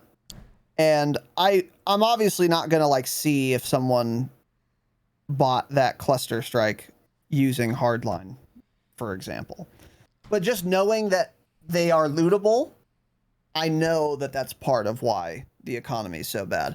But I do see what you're saying for sure. Yeah. So moving on, Most Wanteds got a buff. The Most Wanted contract. This was a cool change, and I in a vacuum, I liked the change. So before you pick up a Most Wanted, you stay alive for 3 minutes, you get your reward. And then they changed it to where, okay, if you pick up a Most Wanted, you can now like reduce the timer by getting kills, getting downs, opening boxes, and that makes them a lot more viable and not just like a Hail Mary end game to get them anymore. In a vacuum, quite like the change. They made Most Wanteds actually worth doing early game or mid game when before they really were not for the vast majority of play styles. So I thought that was really good. I thought that was a really good change. And again, in a vacuum, I would be supportive of this change. But this is, again, another thing where this plus all the other improvements to the economy makes it, well, it contributes to how the economy got later on in Warzone. So this was not the biggest offender by any means, nor was lootable perks. But these are contributors, and I just want to plant a flag here because there will be more flags, lots of flags that we will plant in terms of things that made the economy in Warzone a lot better and then spiraled out of fucking control. But yeah, it's got that ball rolling right there. Exactly, yeah. In a vacuum, the most wanted change was good, and it would be easy to have a workable Warzone economy and still have most wanted contracts perform this way. These were not the biggest offender. I overall I'm in favor of the change they made here, and we utilized it a couple times. Yeah, and we got punished by utilizing it a couple times. That's great. That's what you want. It was a balanced, good contract. Yeah, this took most wanted from like the most unused contract on Caldera to a viable contract that you can even grab early on, and that's what we would do at times. If you land capital, you grab a most wanted between you and your teammates looting and getting kills. You know, that could be done in actually like 30 seconds or something. It can become a very quick contract to bust through to get your contract bonus going. So I thought that was a good thing at first. And my last thing that you didn't write down here that I wanted to mention, because I was just reading through these notes and found, in these patch notes for Season 3, they said later in this season, footstep audio improvements. We are looking to bring in additional audio improvements to footsteps during this season as a priority. Priority. They said this in Season 3. I can't. Yeah, that's a long time ago, man. I just can't believe it. And then also this is when they finally acknowledged the sliding lock camera bug. And they said, we have heard from you guys that the camera lock can occasionally happen when sliding down a vertical descent. Every game. This had been happening since Verdansk. Every time you were going down a hill and you slid and tried to look down. I think this was also a beta bug in MD. Yes, and then so the fact that they word it that way is like, oh, we've heard from the community that this can occasionally happen on a map that's all hills was just a slap in the face. I just couldn't believe that they said that. My God. Do not play their own game. Yeah. We are pleased to announce that this will be addressed soon. Jesus Christ, man. And that did end up actually getting fixed. That doesn't happen anymore. The slide camera bug did, yes. Did footstep audio improve, Tanner? Certainly not. Certainly not. I think it's only gotten worse as Warzone has gone on. Yeah, audio in general. So, yeah. So you know, that was fun and exciting. Warzone's looking pretty good up until this point. Not bad, huh? Season 3 is a pretty good season. Yeah. Everything's looking good so far, man. Caldera's been fun. Yeah. Yep. Yeah. Welcome to Fresh Ball Fall. It's the season of pumpkin spice and making sure your crotch looks extra nice. That means sipping cider in a fall breeze and using Manscaped products to trim your balls with ease. That's right, today's show is brought to you by Manscaped, a company here to make sure that your foliage isn't the only thing shedding its excess leaves. Heck, even Mother Nature knows it's time to lose the excess clutter for fall. Join 6 million men worldwide who trust Manscaped by going to manscaped.com for 20% off and free shipping with the code DROPSHOT. Whether you're brand new or already with us at Manscaped, you could use the crown jewel of care for its family jewels, the Platinum Package 4.0. With this glorious package, you can align your entire hygiene routine all in one swoop. Inside the 10-part Platinum package is everything you know and love about the Performance Package, plus some shower goodies included to elevate your grooming game to platinum. The Lawnmower 4.0 body trimmer and Weed Whacker nose and ear hair trimmer feature proprietary advanced skin-safe technology to protect your delicate parts and holes. Both are waterproof so you can keep scaping even as the weather's changing. In addition to shaving, you can now completely upgrade your shower routine with the Ultra Premium Body Wash and Ultra Premium 2-in-1 shampoo and conditioner. You'll have your skin and hair feeling hydrated and smelling so fresh. Don't forget to apply their aluminum-free Ultra Premium deodorant. And don't worry, it's not pumpkin spice, it's a cologne-quality fragrance, boys. But we shouldn't save a signature scent for our pits. Use Crop Preserver Ball Deodorant and Crop Reviver Ball Toner to make sure your go-to smell is top shelf and not sweaty balls. Manscaped even threw in 2 free gifts with their Platinum Package 4.0, the Manscaped Boxers and the Shed Travel Bag, both specifically made to hold your goodies. Get the Platinum Package this fall. These products are guaranteed to be hits for your dangly bits. Go to manscaped.com, get 20% off and free shipping with the code DROPSHOT. That's 20% off, free shipping, manscaped.com when you code DROPSHOT. Manscaped, clear out the leaves. It's your tree trunk's time to shine.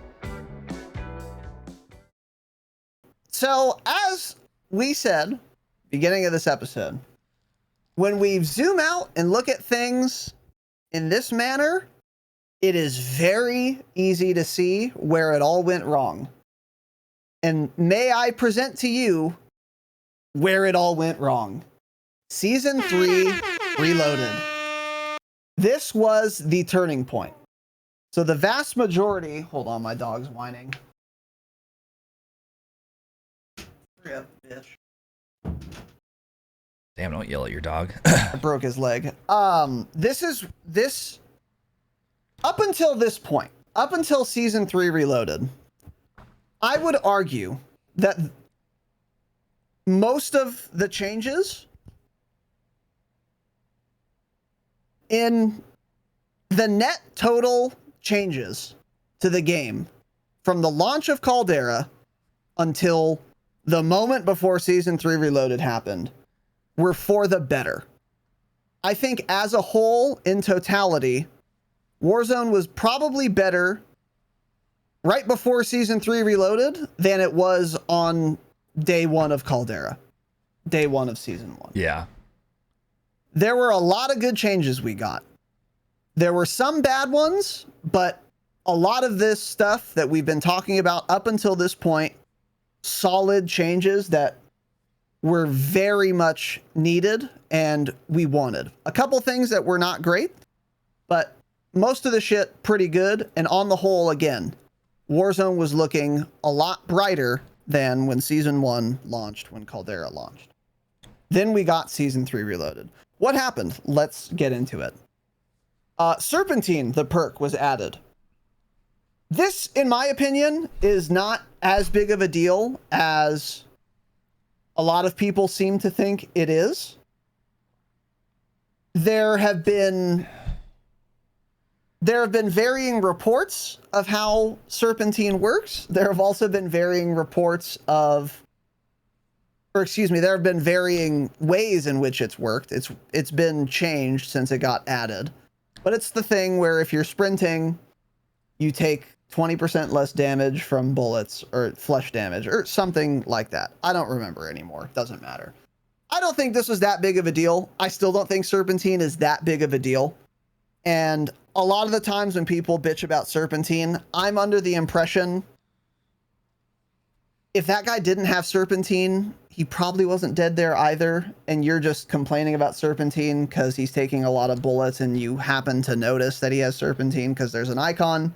But you would, yeah, the icon changes everything.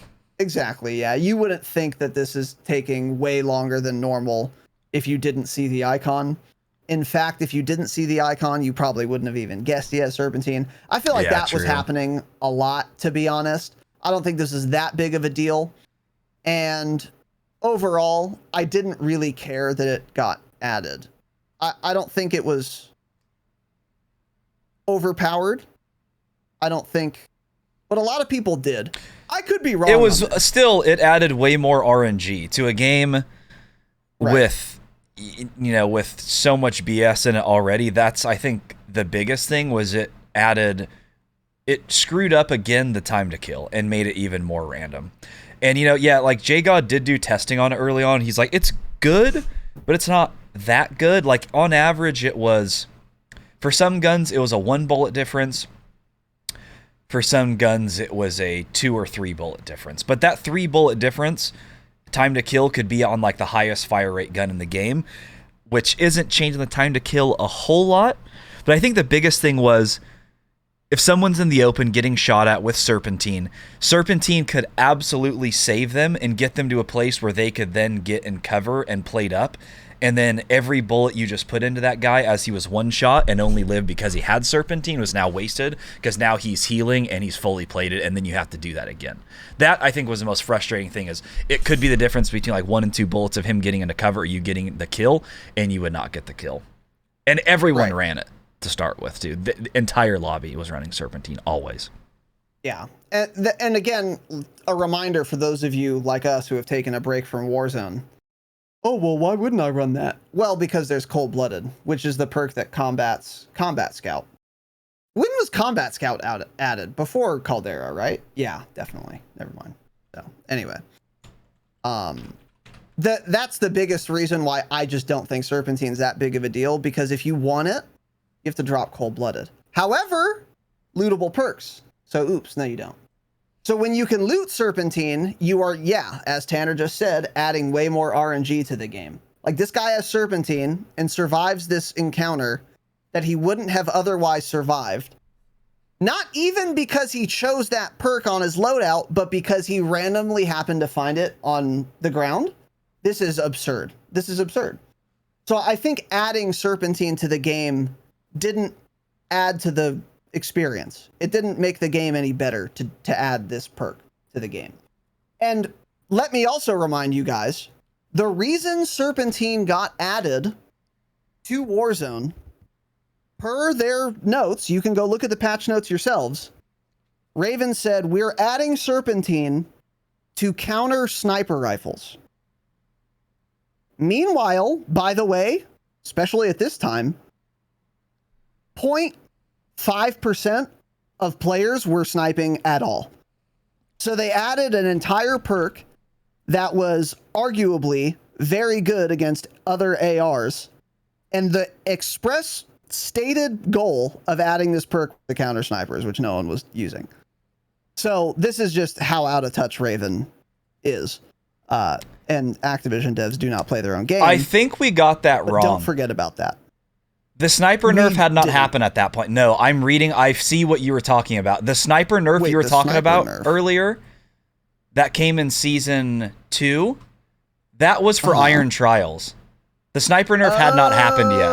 So this was just before the sniper nerf. Which is interesting, because I feel like the snipers were nerfed very early on. It did seem like they were early on, huh? It seemed like a long fucking time ago, yeah. So my mistake, sorry, listeners. Yeah, you're right. Because I remember when we were talking about Serpentine, I was saying this perk's going to be nuts. Yeah. Because it was before the sniper nerf, yeah. Yep. Huh. Interesting. Trying to find out when exactly it was then that they were nerfed. Yeah, it seems like so long ago. It did seem like fucking forever ago, yeah. Wow. Anyway. I'm trying to find it. You can keep going. Yeah. Okay. That's funny. Yeah. Oh, sorry. My bad. Like we said, we were going to get some things wrong. Nonetheless, I don't think Serpentine ultimately was that big of a deal. So we're going to look into when snipers were nerfed. It's like it was in Season 3.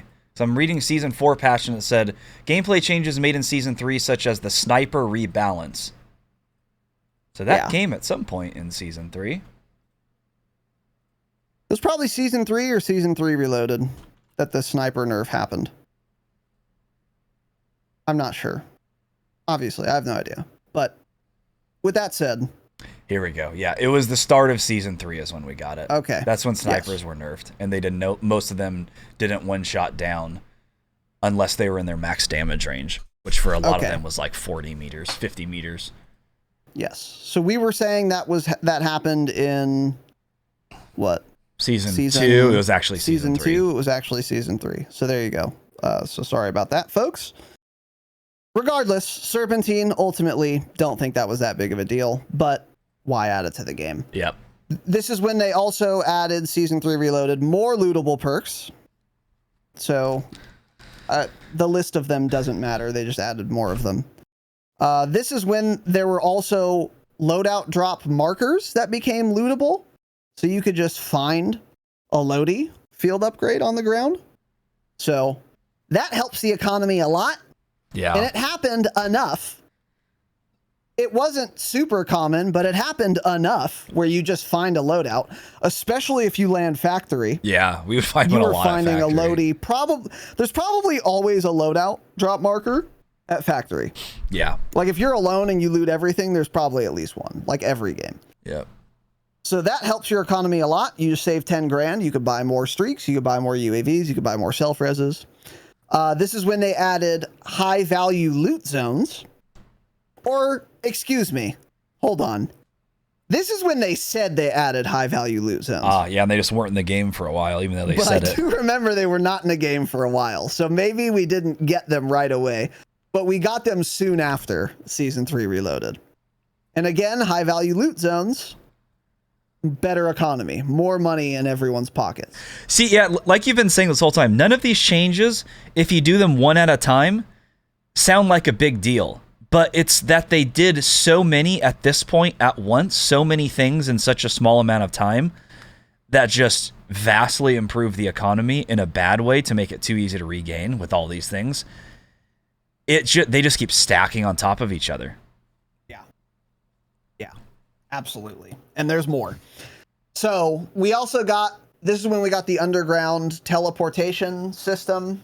The, what are they called? The tunnels? I feel like there's a name for these. Underground transit or something, I think. Yeah, transit. Yeah, that's what they called it. Yeah. So we got that. I thought it was dumb. I still do. It isn't. I don't know why this is the case, but it didn't seem to be as big of a deal as I thought it would have been. And I still don't know why. I don't know why I didn't always get fucked in the ass by these, but I didn't. I think maybe it's because of where they're positioned. So they didn't add anything to the game, to be clear. I'm not happy they're in the game. I don't think they should be. I think they are dumb and silly and are out of place, in addition to not contributing to the gameplay experience at all. Especially with how many balloons there are in the game. We don't need this also. So I thought it was stupid. Remove fast travel from a battle royale, period. Absolutely. Full stop. Absolutely. That's it. It's that simple. It is that simple. But they weren't as big of a menace as I was afraid I they agree. could be. But that also could come down to, like I was saying with the perks, you don't know. Like, we'd be pushing, like, say, that hill to the west of Mines, where there was a transit that came out. It was on top of this other little hill. On the hill, yeah. Like, you would get held from people there often. So we don't know, did those guys, had they just been holding that hill for minutes? Good point. Or did they literally just come out of that transit? We have no idea. But there were some times, a few specific times, that people... We were on the edge of the gas, and someone all of a sudden was shooting us from behind. We're like, what the fuck happened? Because they had just fast traveled there right from behind us. So there were definitely frustrating times, and it just shouldn't be in the game, period. Yeah, absolutely. Absolutely. Sorry, I had to write something down. Okay, where were we? Speed boost was added as well. It's just a big fucking, it's like the boot of Nike, the goddess of victory. Goddess, right? Nike's female? Nike's not real. On the ground. This is just dumb. You run over it and you can move 1,000,000 miles an hour. This is extremely out of place. I thought it looked stupid. I thought the effect it gave you also looked fucking stupid. I very explicitly remember as well, soon after Season 3 Reloaded, Jake got fucking dunked on early game only because the guy had speed boost. And Jake would have killed him if he didn't. And I fucking called that was going to happen, and it did. It didn't happen very often, to be fair. I don't think it's that big of a deal. But again, what does this add to the game? It's just goofy and dumb and doesn't need to be there. And you can get lucky and find it, and then either speed loot, buy something way faster than you otherwise would be able to, get into gas, even though your positioning was fucking terrible, you just got lucky, or kill someone you wouldn't have otherwise killed, which is rare, but it did happen. It helped also ruin footstep audio, because when you were on speed boost and you slid, you did not make a sound, and you would slide for a good, actually 12, 15 feet at least, probably. Yeah, maybe even more. And none of that made any audio. So this stacked on top of it, again, as the audio just kept getting worse and worse in the game, this made it a lot worse. And I remember think it was Tommy. So one of the big Warzone pros, I remember I was watching their stream one time. He's like, yeah, speed boost is cool. I just wish you could like, it was like dead silence and you can pop it when you want. And I'm like, why would you say that? Why would you want people pop like fun of that you're guy. a fucking idiot if you think that, man. It shouldn't be in the game at all, but if they're going to put it in the game, unfortunately, it should be this way where it pops immediately when you grab it. And you don't have a choice to save it for endgame. For 10 people running around, sliding around with speed boost. Ooh, real fun late game, man. No one making audio sliding 20 feet. It's such an insane thing to think, but a lot of people did think it should have been like a field upgrade, like Dead Silence, where you have to choose when it equips. Fuck you. Yeah. Yeah, the just people that are brainless, that only think about how they would use it and not the fact that other people could do it to them. Yeah. I mean, it's... Oh, yeah, I would love to actually use it against other people. Yeah. Yeah, of course, exactly. It's so insane that these people cannot take one extra, like, logical step in this chain. Like, oh, man, if I looted that and I could pop it whenever I want, oh my god, think of all the things I could do. And they can't just take the next step. Like, well, what if another guy finds it? RNG, pure RNG to find it, by the way. What if some other guy finds it and does all that to me? Yeah. Well, would that be fun and balanced? Of course. Use your brains once. So yeah, that would be fucking insane. But again, it just added nothing to the game. It was stupid. Stim nerf.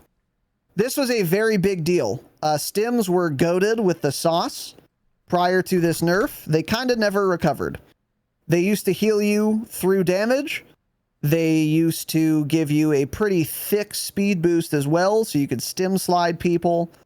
They were especially useful on a map that had far less cover than Verdansk.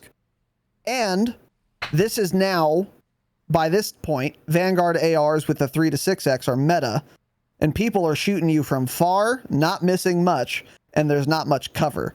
So having a stim that was very beefy and could heal you through damage was a very good way for you to be able to navigate a map that did not, at times, have much cover, and you really needed the stim to get somewhere, or you would just die.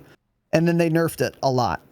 And this was a very big deal. This brought about a brief restock snap meta that went away, and people ultimately kind of just went back to stims, even though they weren't nearly as good.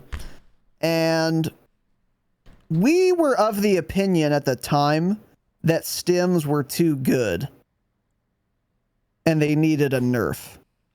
And I will say that I stand by that, but they also got nerfed harder than they should have been. I think that was my position, and I still think ultimately that is my position. I think you probably, to nerf stims, nerf the speed boost you got, or get rid of it entirely, but still allow you to heal through damage, or at least some threshold of damage. But they did all of that in one fell swoop, and then stims became considerably worse, which, again, in a vacuum, would have been probably fine. They're probably on par with like a stun, for example. But on Caldera, the map where you have to run in the open a lot, you really should allow players some kind of tool to deal with that. So, yeah, I think they're in the most balanced state they could possibly be in. Also, though, when this nerf first happened, the nerf, it was bugged, and you got no speed boost. In fact, I think it slowed you down or something, and that was bugged for a few days, maybe a week. I do remember that. So that also gave us the wrong impression off the start that stims were just utterly useless. And once I switched off them because of that and started using snaps and got used to snaps and realized really how good they were, it took me a long time to go back to stims. Like I was using snaps for a couple months probably. But some people never stopped using stims no matter what. And ultimately, you know, in the end, I ended up going back to them because snaps later got a nerf to reduce their radius. So, yeah. So this is when we also got the fun and exciting Gulag entry tokens and redeploy extraction tokens. Gulag entry token would allow you to enter the Gulag more than once per game. Redeploy tokens would be, if you die, you literally immediately start flying back on your teammates. This was bad for 2 reasons. Number 1, vastly improved the economy. Or put way fucking more money in everyone's pocket. You don't have to buy your teammates back nearly as often when there are these tokens floating around. Plenty of them, by the way. Lot of tokens floating around. They were easy to find. Still, they are easy to find. So you had to spend way less money every game buying people back. Especially like in quads, this vastly improved the economy. Another reason this was bad, especially the redeploy tokens, is you would find yourself in a situation where you're in a team fight and you guys, one of you dies, you kill one of them. The guy you killed happened to randomly find a redeploy token, which takes no skill, and your teammate happened to not randomly find a redeploy token, takes no skill, not his fault. And then that guy comes back with a gun, or he just loots the gun he just died with. And now it's 4v3, even though you just killed the guy, and it should be 3v3. That didn't happen terribly often, but it happened often enough. And with that, in conjunction with how much this improved the economy, was a huge detriment to how Warzone played. It was a massive deal, and was really I would argue, one of the biggest offenders in terms of making Warzone the fucking clown fiesta that it is today. For sure. 100% agree. Yeah, this is absolutely the downfall. This whole patch was the downfall of Warzone, in my opinion. This is what made it too casual, and this is when I started saying Caldera is more Resurgence-like than actual Resurgence is now. Correct. Which I absolutely still stand by the way. Caldera is more cheese than Resurgence is in October of 2022, and it has been for a couple months now, at least. So this was absolutely terrible. They weren't super common to start, but I mean, everyone on your team would find one every game at least. So yeah, and they will become more common. They increase the spawn rate of them. Cool. So in addition to that, in case you were having trouble not playing the game, increased self-revival spawn rate. So you could just open a box and find a self-res, or just find one on the ground. These were, again, fairly fucking common after this. So now everyone has self-res on a map where gunfights are very far away, and thirsting someone at 150 meters is not often what you want to do. So people are staying alive a lot longer, really far. It makes throwing knives way better. These things are all not the biggest deal in the world, but again, if everyone has self-res, you're going to be more survivable, meaning you're going to have to spend less money buying your teammates back, meaning the economy gets a lot better. So, not great. They also reduced the player count from 150 players to 120 at this time. I think they eventually bumped that back up to 140 at some point. If so, we did not write that down. I didn't find that. But the player count did go to 120 because their logic was, which is fair to them, if we're going to make everyone this fucking impossible to kill, we can't have 150 players on the map because it's going to be too crazy and there's going to be too many people like Final Circle or whatever. So when they did reduce the player count, I fairly distinctly remember not even noticing it, because Endgame seemed to have about the same amount of players at this time as it had prior to this patch. I could be wrong on that memory, but that was my initial impression. And I don't have a very strong opinion on the player count reduction. I don't either. I'm trying to think. Early on, what were my thoughts? I think it was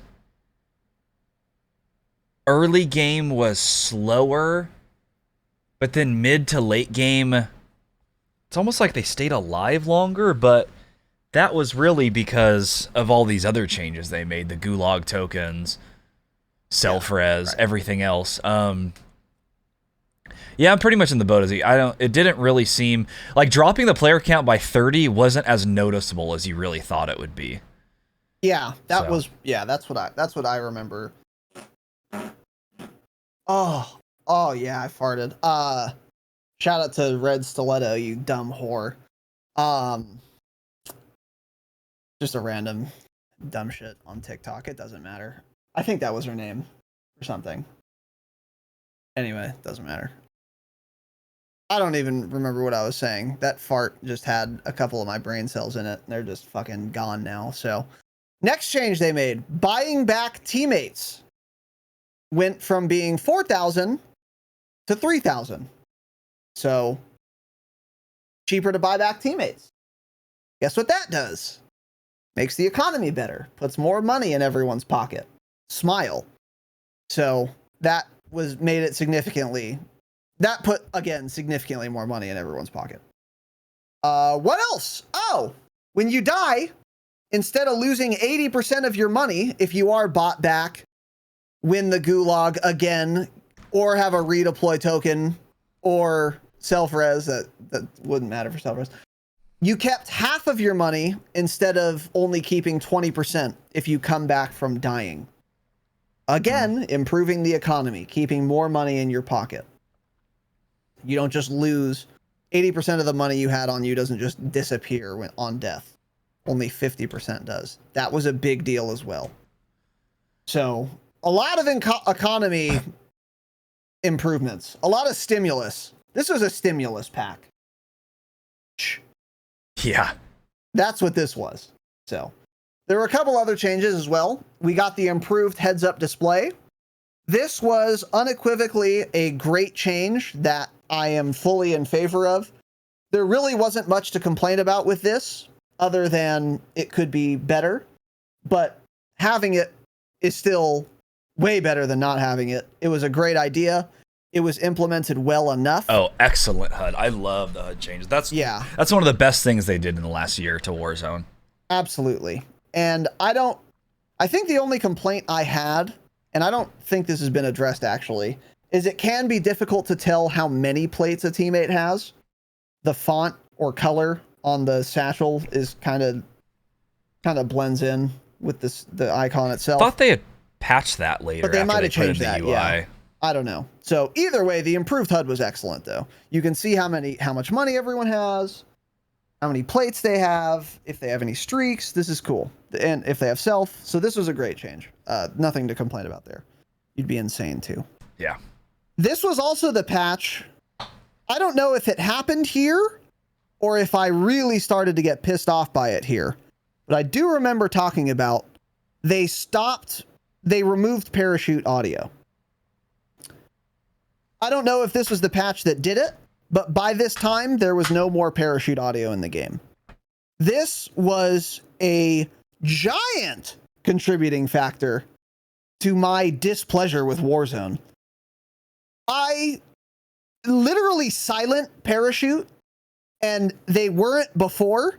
So something changed and it's not like just me now noticing it or something. They broke parachute audio and it's probably still broken to this day because I played the only season I never played really was season 5 Reloaded. So even after season 5, there was still no parachute audio. I don't know when it happened, but it had been removed by season 3 Reloaded. This was a disaster, a fucking disaster. Obviously, I should be able to hear people in a fucking BR, especially when you're adding balloons and you're adding later on portable redeploy balloons or portable whatever balloons, whatever the fuck. You should be able to hear people parachuting, especially when you're adding redeploy tokens where people are falling from the sky on top of you far more often than they were before. I definitely want to hear people parachuting right above me with a gulag Bren that can absolutely fuck my ass, and I just don't hear the guy landing on top of me. This was a giant contributor to my displeasure with Warzone for certain. And on a map like this with, again, balloons, portable balloons, and innumerable ways to be bought back or come back from Gulag, not being able to hear people in the air, giant deal. And I died to it a lot more than I should have. Dying in a situation where if I had just heard the guy, which I should be able to, I would not have died in. Terrible, awful, dog shit. What's the fucking team? Quality assurance? Yeah, a union. Fuck all of you who want a union. You guys don't deserve a paycheck, let alone to be in a fucking union.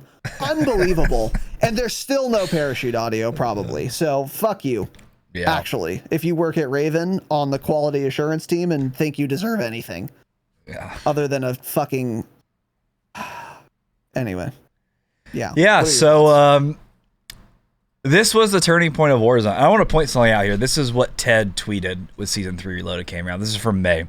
Is it a tall tale? Appreciate all of our players approaching the Season 3 Reloaded update with an open mind, as the philosophy is to have more playtime with less spectating. The regain potential in this update is huge, and ultimately, as the proof is in the pudding, we will be listening. So, emoji. Every change was purposely thought out and designed in this update to cater and try to bring bad and casual players back to Caldera. Yes. Because all of these changes were specific to Caldera. Pretty much this whole episode, we've been saying Warzone, it's primarily Caldera. Correct. So at this point, the Caldera player base was pretty damn... Well, it's not dead. There's still plenty of people playing it. But a lot more dead than Verdansk would have been at its peak. So they thought, oh, maybe we can bring these players back by making this game easier for all of them, which is a horrible philosophy to have. You've already lost them at that point.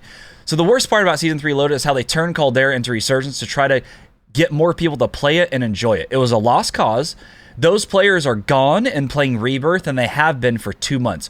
Why are we making changes to cater to those type of players that have not been on Caldera and are not coming back? This was the beginning of the end of Warzone 1. It was this specific Season 3 Reloaded update that ruined the game and made the regain way too easy, catering to casuals. Warzone has never been, much of a BR, but this is what took it from an actual BR to essentially Caldera Resurgence and ruined the game because they wanted to get their numbers up and increase the player base without saying it, and they thought this would do it, and it did not. Those people are gone. They're on Rebirth. They're playing a different game. You're not bringing those people back 7 months after Caldera launch. It's not going to happen. Absolutely true. 1,000% true. This is a point Tanner made at the time or soon after. I totally agree with it. And another thing to add to that, if you want to get Resurgence players to play Caldera, you just can't. Because if I prefer Resurgence, I'm going to play actual Resurgence.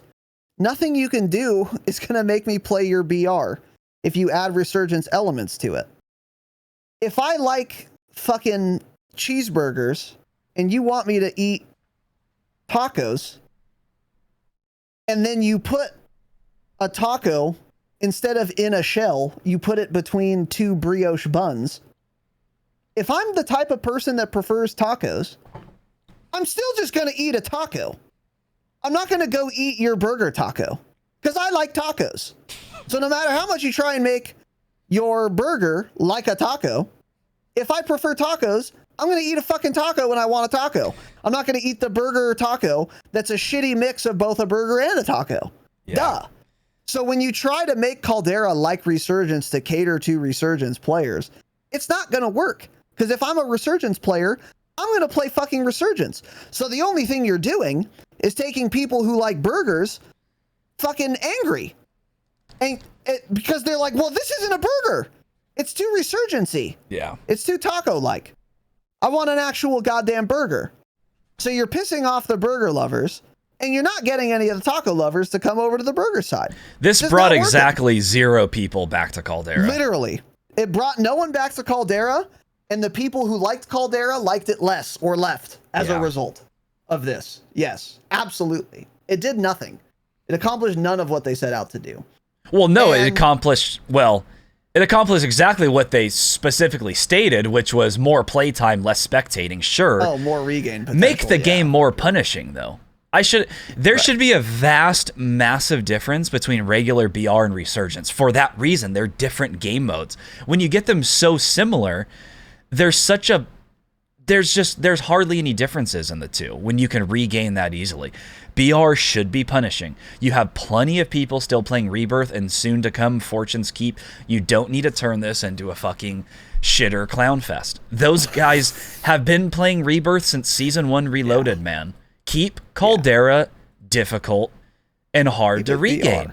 Make me spectate. If I die, I should have to spectate, man. Yeah, I shouldn't be able to come back when I'm trying to get my friends to qualify for World Series of Warzone. My team that's throwing so my buddies can qualify shouldn't be able to have 72 deaths between three people in a battle royale and continue to come back because of money and all sorts of different regain because of the economy. That is absolute insanity. 72 deaths. My God. Yeah, it's outrageous. So we've been talking a lot about the economy and how they kept improving the economy, making it better. What I mean by that exactly is good economy means you just have more money and there's more money around and spending the money is easier and you could buy more things, basically. Why is that bad? Okay, well, you want enough money to be able to buy some things, but at this point, the economy was too good. Now, why is it bad if everyone can always buy anything they want ever? Okay, well, that's a fair question, but there are a couple of reasons. Number one, like Tanner said, it's no longer a BR anymore. If everyone had, for the sake of the thought experiment, $100,000, you wouldn't care if you died because you would just guaranteed be bought back. It would be really easy to buy you back and you could just buy yourself another loadout. So there's like no punishment for dying. That's going to change how you play and it's going to change the stakes. Gunfights aren't going to feel important. Oh, fuck it. I'll push whatever. I'll just get bought back and I'll have my loadout again in 30 seconds. Well, yeah, that's how Rebirth Resurgence plays. And if you want that, you'll play Resurgence. But if I'm playing a BR, I want to kill someone and know that that guy's fucking dead. And if he wants to come back, it's going to be an ordeal for him. And that was gone. So there's one reason why the economy being this good is a bad thing. But another thing too is when you have so much goddamn money and you can buy anything you want always, you can buy 1 million munis and just waste bullets. The biggest offender, in my view, you can buy 1 million streaks and just completely overwhelm people because you happen to be close to a buy station. There were games after this point that we lost because of our proximity to a buy and their proximity to a buy. Because our team has $300 billion. So does the other team. So it's a wash there. It's not like they made more money than us because they're better than us. That's not what happened. Everyone has infinite money. But we happen to be, based on the circle pull and circumstances, not by a buy station. They happen to be by a buy station. And with how good the economy is, it's game over for us. 3 clusters at the same time, call a precision, pop 3 UAVs, so they see exactly where we are, and then push the building with 8 cluster strikes going on. And they can waste as much ammo as they want because they can buy a muni, they can full send and die, because even if someone dies, they control the buy station. Oh, no problem, dude. You pushed into the building and died, we'll buy you back. It doesn't matter because money's fake. So then they buy you back, and now you're sitting here with $1 billion and your dick in your hand because you don't happen to be close to a buy station. And then you get punished for no reason other than being unlucky and not being close to a buy station. And the streak spam makes the game so fucking bad. And this is when it started to get really, really, really dog shit. Now, I haven't played Warzone in a while, excuse me, but the last time I did play, an infinite number of streaks every game always. And it's just not fun. And it's not skillful that you have $1 billion and you pop a precision on me 3 times in a row when the gas is coming in. That's not skillful on your end. There's some skill in realizing that, well, everyone has infinite money. It's important for me to be at a buy station. That does take some skill. I'll grant you that. And controlling buy stations is a valuable thing to do. And it requires some game sense and knowledge to be able to do that. And fair. But when you have infinite money to spend at that buy station, that's not skillful. That's dumb. And it's unfun. And I never experienced more streak spam in any era of Warzone than the era right before I said, see ya, and decided never to play Warzone again, which is sometime in Season 5. But that ball started rolling. That economy started getting real juicy again. Season 3 Reloaded. Dog shit patch. So, turns out the issue all along up to that point was Caldera. I specifically remember how very, very few of the more casual people don't have a lot of time to play, how little they enjoyed Caldera early on from the start. So it's like, they tried it. They probably saw the numbers early on. We're like, oh, there's quite a few people playing Caldera, and then there's a steep drop. People were trying it, realized it wasn't for them. I remember one specific incident in our Discord. I think it was Benji talking about it. He's like, for me, like, if I'm not mistaken, he did play Verdansk, but I remember him saying when it came to Caldera, it's like, I don't play that often. My buddies and I get on, we have an hour or two to play. It's not fun for us to run around, loot for 10 minutes because they land far away, maybe don't want to fight people early on or something. Finally, run across the map, run up all these hills, find a team, and then they shoot them and you're dead. That guy's never going to play the map again because it was so slow-paced like that. And so they were just long gone already. So they made all of these changes for no reason. And the changes only ruined people who wanted like more of a BR experience and brought back. And Benji's friends, if they didn't die, were still not going to come back because they're old. Yep. Yeah, exactly. Right. Exactly. So, I think we've said enough on that. But this is the beginning of the end. So yeah, that was the seminal patch. And again, like I said at the beginning, when you zoom out and you look at all the changes and all the patches, all the big patches, you can very clearly see when everything went wrong. It's right there, Season 3 Reloaded. And I would be curious to go listen to our podcast on this when we first covered these notes and see how much of this we picked up on. I'd be very curious. I don't think we saw the writing on the wall right away. I think things like maybe not the general, how it related actually to the economy, but I think the self-res gulag entry redeploy tokens, there's no way we liked any of that from the start. No, we probably did not. Yeah, probably not. But I remember liking the idea of high value loot zones, and I still do love that idea, but it's just that stacked on top of everything else has created a bad experience. I totally agree. In theory, a high value loot zone's cool because you're making a hotspot on a map that people complain is not exactly fighting enough. Yeah. So yeah, exactly. So moving on here. Season 4. Not the biggest patch. We got Fortune's Keep. That's kind of why this wasn't the biggest patch. All of their efforts went into adding Fortune's Keep, which I will stand by. It's a good map. It's fun. I like it. It has its problems. I can't see inside of a building, but it is small, but also meaningfully different from Rebirth Island.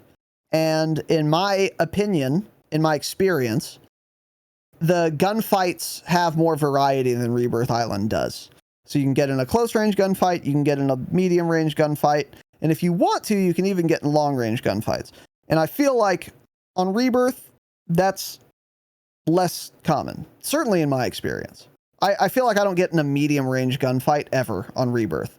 I'm either inside someone or I'm on a rooftop shooting someone far away. So I like that a lot about Fortune's Keep. I stand by that. They have the dumb AI chopper things, which are stupid. And the economy on that map is fucking insane as well for reasons that I don't completely remember. But the streak spam on Fortune's Keep is the worst of the 3 maps. So that's not fun at all. Cluster spam specifically. I don't know what it is with clusters. Yeah. Yep, exactly. Because you can call an infinite amount of clusters. That would be a nice change, by the way. If you're gonna give everyone $1 billion, don't let multiple clusters be called at the same time, kind of like a precision. That would be nice. But anyway, despite all of that, it was a good map. I'm glad they added it. Yeah, I like the map from the beginning. I still do. I think they did a good job making a map that was vastly different than Rebirth, while still remaining that same feeling as like being a Resurgence map, but also feeling a little bit more BR-like, I think, because the way the map was designed, it was less just like one-on-one constant like TDM style respawn fighting, and felt more a little bit like you had to play with your team. You had to make smarter rotations and whatnot. So yeah, I mean, there are some really bad parts of it. I mean, the actual keep itself is absolutely horrible. That whole part of that whole middle northern side of the map is atrocious. Town is pretty damn bad too, but it can be fun. You just need to like be running tracker if you're going to be in town at all and have a controller. But like the east side of the map, southern side of the map for the most part, fun to fight in. Winery, one of the best POIs in Warzone history. Don't know why. It's just, I really like that POI. Goated. Yeah. So Fortune's Keep was a good addition. And, you know, most people, I think, still prefer Rebirth at this point, but Fortune's Keep has still been a popular map that's still been well played. In fact, there's a $100,000 tournament going on right now for it. True. World Series of Warzone. So this was a great addition to the game. Yeah, for sure. They also added Storage Town to Caldera, which was fine. I have nothing. It was insignificant. Didn't change a whole lot because the location of it, there still wasn't much around. Exactly. And so it didn't bring a whole lot of people there, really. Yeah. Just not much going on. I mean, the POI itself is just a flat series of one-story storage facilities. So it's better than what it was before, though. Like elevation or anything. Yeah. But yeah, that area is better than what it was before. Because that there before was just like some rolling hills. So it's better that it's a flat POI now more than anything. Yeah. But so that it was fine. Didn't become a hot drop like people thought it would or anything. It's a pretty dead spot, really. Yes. So here's when they also decided to add fighter planes, dogfight planes to BR. Smile. So this is just dumb and unnecessary, obviously, but these were not that big of a deal. In fact, I don't think I ever died to a fighter plane by this point again. So I don't know. It was just dumb, but, and they respawned infinitely at the time too, by the way, which is really cool. So, and then they also added even more ground loot perks to Caldera. So cool. Yeah. Great. So Caldera didn't get much worse, but it didn't get any better, really. I mean, Storage Town wasn't a fucking game changer by any means. It was fine, but yeah, that was kind of it for Season 4. So then Season 4 Reloaded. Titanium Trials, Tanner, tell us about it. I don't remember what exactly it was about Titanium Trials that we really didn't like. Do you remember? I just remember most people that were excited and really enjoyed Iron Trials, for the most part, strongly disliked Titanium Trials. I think it was the health difference, because that time around it was 100 core health and then 300 plates. And I don't remember what it was, but I remember I think that was didn't the next like Titanium Trials. I think this first time Titanium Trials was was still 150 health and it was really good. I know what you're talking about. I think that happens later though. Interesting, because this was called Titanium Trials Endurance, which is all it talks about. I think the one you're talking about is when you could unlock the blueprint. Remember? Yes. For the skin or the camo? Well, that was Titanium Trials. That's when it came in. That's when it came in with like the, all of those new operators and everything. There was a time when they added Titanium Trials to... Oh, maybe I'm thinking of Iron Trials. Then, Yeah, you're right. Okay, my bad. I don't remember what it was about Titanium, but it just didn't it was the health play thing. the I think same. You're right. I think it was, but I'm trying to think what the reason was for that I remember not liking it. I guess it's because like if you don't have time to plate up, you're just dead. It made plates just insanely important. Because it's like 2 shots basically and you're dead if you don't have any plates on. So I think it was more time like spent trying to like plate up during a fight. Because once those were depleted, you're like insta dead. Yeah. Something about that. I don't know. But that's when Titanium Trials first came into the game, which I think overall was a pretty big flop. Not many people liked it. Like I said, it was... that also brought back 152 players, too. That mode specifically was 152. Right. Yeah. But yeah, that was... I still don't know why they did the base health thing. It's very fucking weird. Oh, they did it to said sell armor Terminator is everything. skins. Yeah, it was... Exactly. Armor is Yeah. everything, after all. That's what they said. Thanks, and then Ted. everyone had tempered, too, or if you didn't, you were royally fucked. Yeah, it's dumb. Yeah, more RNG requiring you to have plates. Yeah. Mostly early game, but like you said, it does change how gunfights would work a lot, because if you are like really good, and normally if you have 1 out of 2 tempered plates and you've gotten some damage on a guy, you'll re-peak it. But now that math changes a lot, so you're gonna have to spend it's gonna be way more important to be plated, like you said. Yeah, it's just an unnecessary, dumb fucking change. So, yeah, for sure. I think that's what it was too, because it was quads, like Ralston saying 400 HP was too much with 4-player teams. That I think was part of it too. But it do be a lot of health. Yeah. So this was a good change. So this is when Season 4 Reloaded is when they increase the max damage range for many of the snipers that had previously been gutted, as we talk about, which was, I guess, in Season 3. So in Season 4 Reloaded, they buffed some of them again, including like the Swiss. So the Swiss went from having like a 45, 50 meter or so one-shot headshot down out to like 70, 72 meters. MW Car, a lot of those also altered as well. So that made those playable again, which I was very excited about. From that point until I stopped playing Warzone before Season 5 Reloaded, I was pretty much back on that Swiss, just playing Fortune's Keep and Rebirth.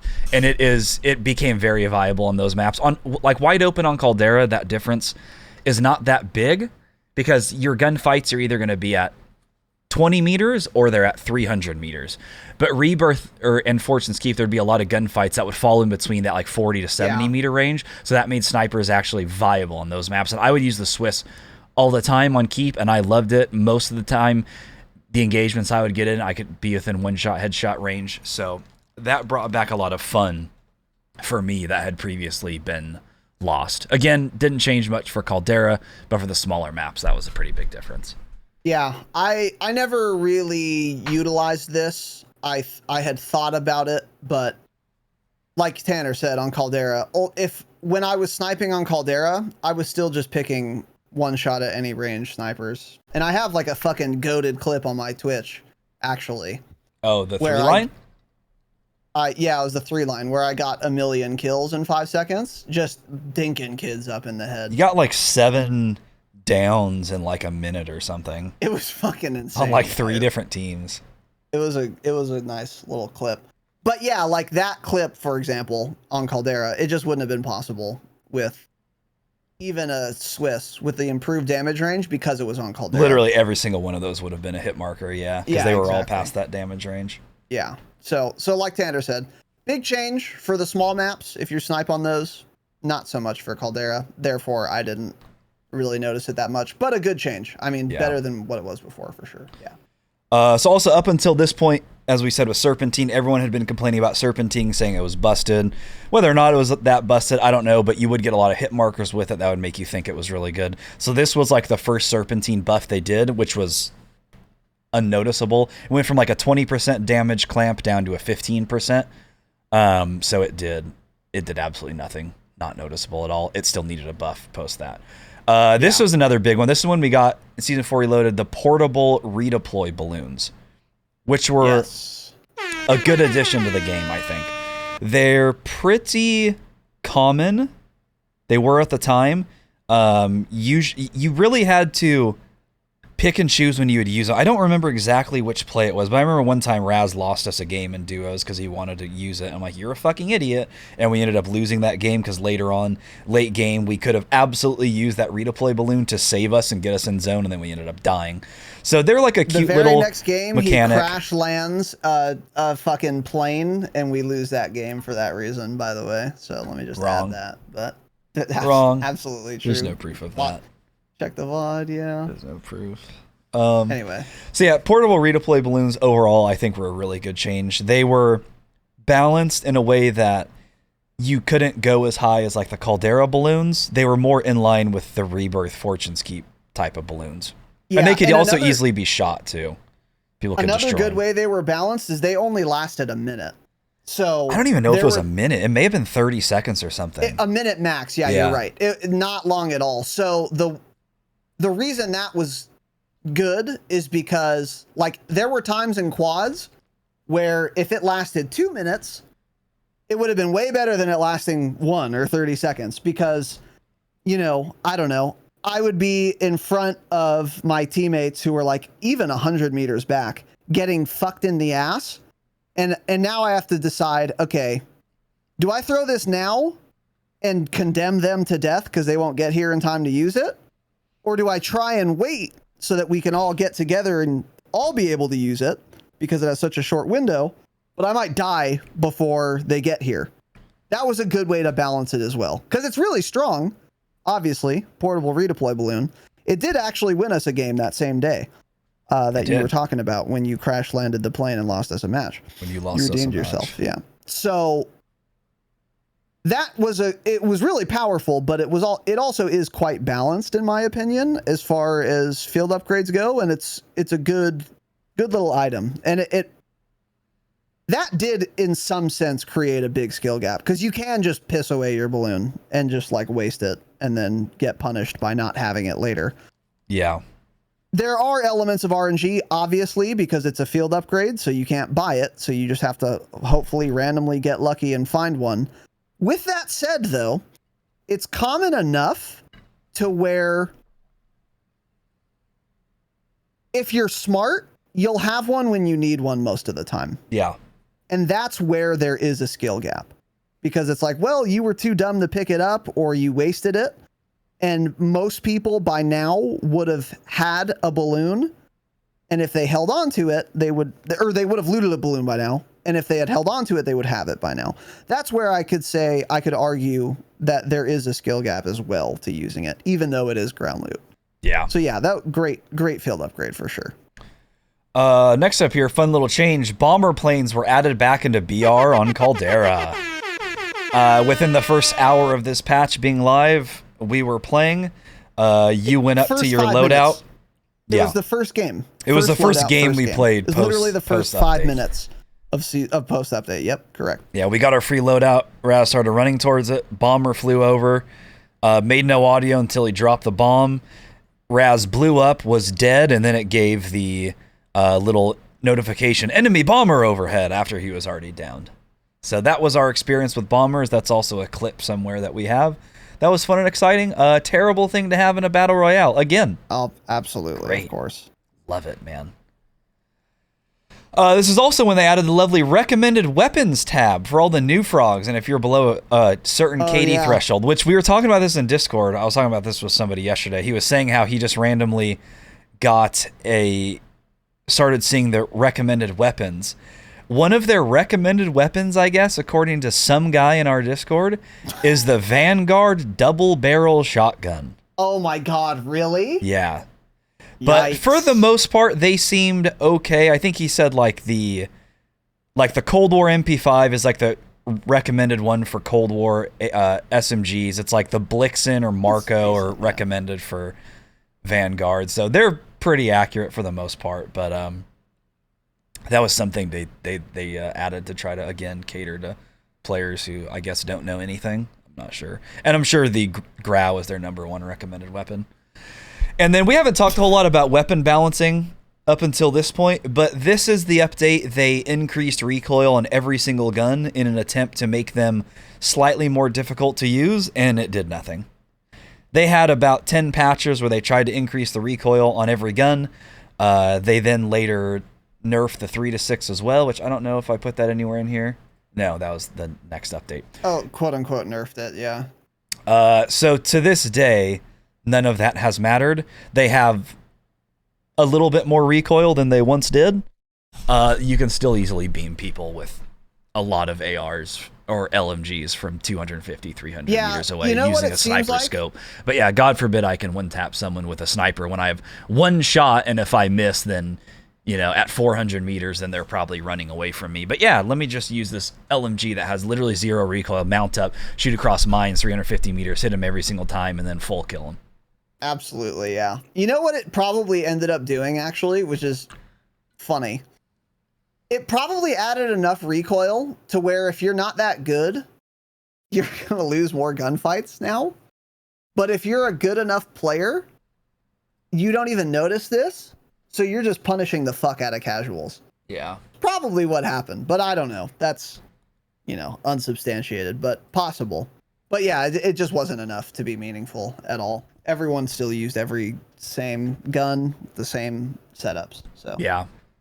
So nothing super terrible added in this update at all. Again, it was just all the bullshit we just talked about in Season 3 Reloaded was just, it kept brewing and brewing and started overflowing because we were just getting fed up with all the bullshit at that point. Yep. Yeah. Yes, exactly. And I think this is when, I don't remember exactly, but yeah, between Season 3 Reloaded and sometime later, it wasn't like right away everyone was killstreak spamming. People started kind of figuring out how much money they always had. And then the streak spam started to get a lot worse. Not because of a change instantly, but because of a change that happened a couple weeks ago and good players starting to get in tune with this change. Like, man, we always have a lot of money. We should just be clustering more. Fuck it. And then all the good players kind of started to notice that and do it. And then, yeah, it just started getting really bad. Yeah. It was just kind of the fruits of Raven's labor. The creative juices, yeah. The creative juices, yeah, exactly. And then along comes Season 5, the last season of Warzone. We didn't have high hopes going into this one. We knew there wouldn't be a whole lot going on. We knew Season 5 is when we're getting the Modern Warfare 2 beta. All the MW2 news is coming out. The care and interest in Caldera and Warzone 1 in general is at an all-time low. An all-time low, yeah. And yeah, so let's get into it. Lava flow around peak. Holy shit, they added lava to peak. Lava flows that hurt you. Don't be careful, jump over those things. Pro tip, you could try throwing a smoke grenade. Maybe it acts like water, and when it hits it, it'll create a nice little smoke screen for you. I still can't believe that they talked about There's a pro tip. I think my favorite pro tip of all time was when Timmy Timmons, when they put in the instant transit underground system, that he said, pro tip, check the loadout box, the boxes down there. They have a higher chance of spawning recon drones. Pop a recon drone and clear out the area before you move out. Smile. This is why Caldera is the way that it is. That tweet that Ted made describes who's in charge of designing a battle royale video game. So along with the lava flow around peak, we got that evil little layer there on the side of peak, which was a cool POI actually, and that did fix one of the sides of peak that before was just like a mountain. Now it's a nice POI, enough loot. There's a balloon there, buy station there. People never went there, from what I noticed. I didn't play a ton of Season 5, but we landed there quite a bit, and it was always just like uncontested. But it was a way of being by peak and not being on top of peak. So I thought that was a good addition. Yeah, peak got better, for sure. Yeah. Yeah. And this is when we again got our last gulag of Caldera. Inspired by an old favorite, aka Gulag Showers. It was basically the same thing, the same exact layout, just reskinned. And it had 0 audio, and I literally don't know if it has audio now, because when I stopped playing Season 5, the Gulag still had no audio. Now, you guys know we complain about footstep audio all the time, rightfully so, and we say, oh, there's no audio. That is true. This was actually, everyone would complain about this. Even people that had a negative KD would notice, wait, this guy is sprinting like literally a foot from me and it had 0 footstep on it. Like it didn't even make a sound. The whole gulag would screwed up. And so people would basically run right by you and you wouldn't even know because there's no audio in it. So this gulag was worse than the original. They ruined it with visibility, dark little corners, and they put in like smoke in it. So it's like hazy in the tiny gulag. Again, the visibility why are we doing was not this? good. Yeah, the visibility wasn't good. Still better than the gulag before it though, but not good by any means. Yeah, it was just a worse version of gulag showers that didn't have audio, literally any audio for quite a while. So they went back to the old gulag because we're sending off Warzone soon. Yeah, by this that's point, fine. So, I get it. which is fine. Yeah, Send exactly, it which off is quicker, fine. but yeah. Send it off quicker. We should have sent let it me off. Hear and see things. Yeah. Season 3. What are your thoughts on that? Should have sent it off That would have right been great. the day before Season 3 reloaded. Yeah, I couldn't agree more. Absolutely. So next up here, again, we got a wonderful lighting change that only made the game worse. Ruined the game's lighting by adding lovely Verdansk-era sun rays. That ruined visibility and do nothing to better the game. There is I don't know if we clipped it or took a screenshot, but there was... it was under, I think it's the east side of Peak that where it's not on the bottom of the mountain. It's not on the top either. There's a road like on the side of the peak. I believe it's on the east side. And there's a tunnel where a Bertha spawns right outside of it. And if you're running like north in that tunnel and you're looking outside of the tunnel, it was literally a flashbang grenade. Bright You white. actually couldn't see anything. And Tanner starts laughing. He's like, dude, come here. Come look at this. And I was like, look at what? He said, just look over there. And I look, it's just actually white. You can't see anything. Nothing. If there was a guy shooting there, you literally 0% could see him. It's not like it was bright. It was unseeable. It was a joke, yeah. It added nothing to the game, of course. It was just actually comical how absurd and bad it was. But yeah, they did that for ambiance at the detriment of gameplay. So classic. That was lovely. They added a lot of lighting updates. This is when Rebirth received the new lighting, which, crazy enough, it's like dark. It's like Rebirth at dusk.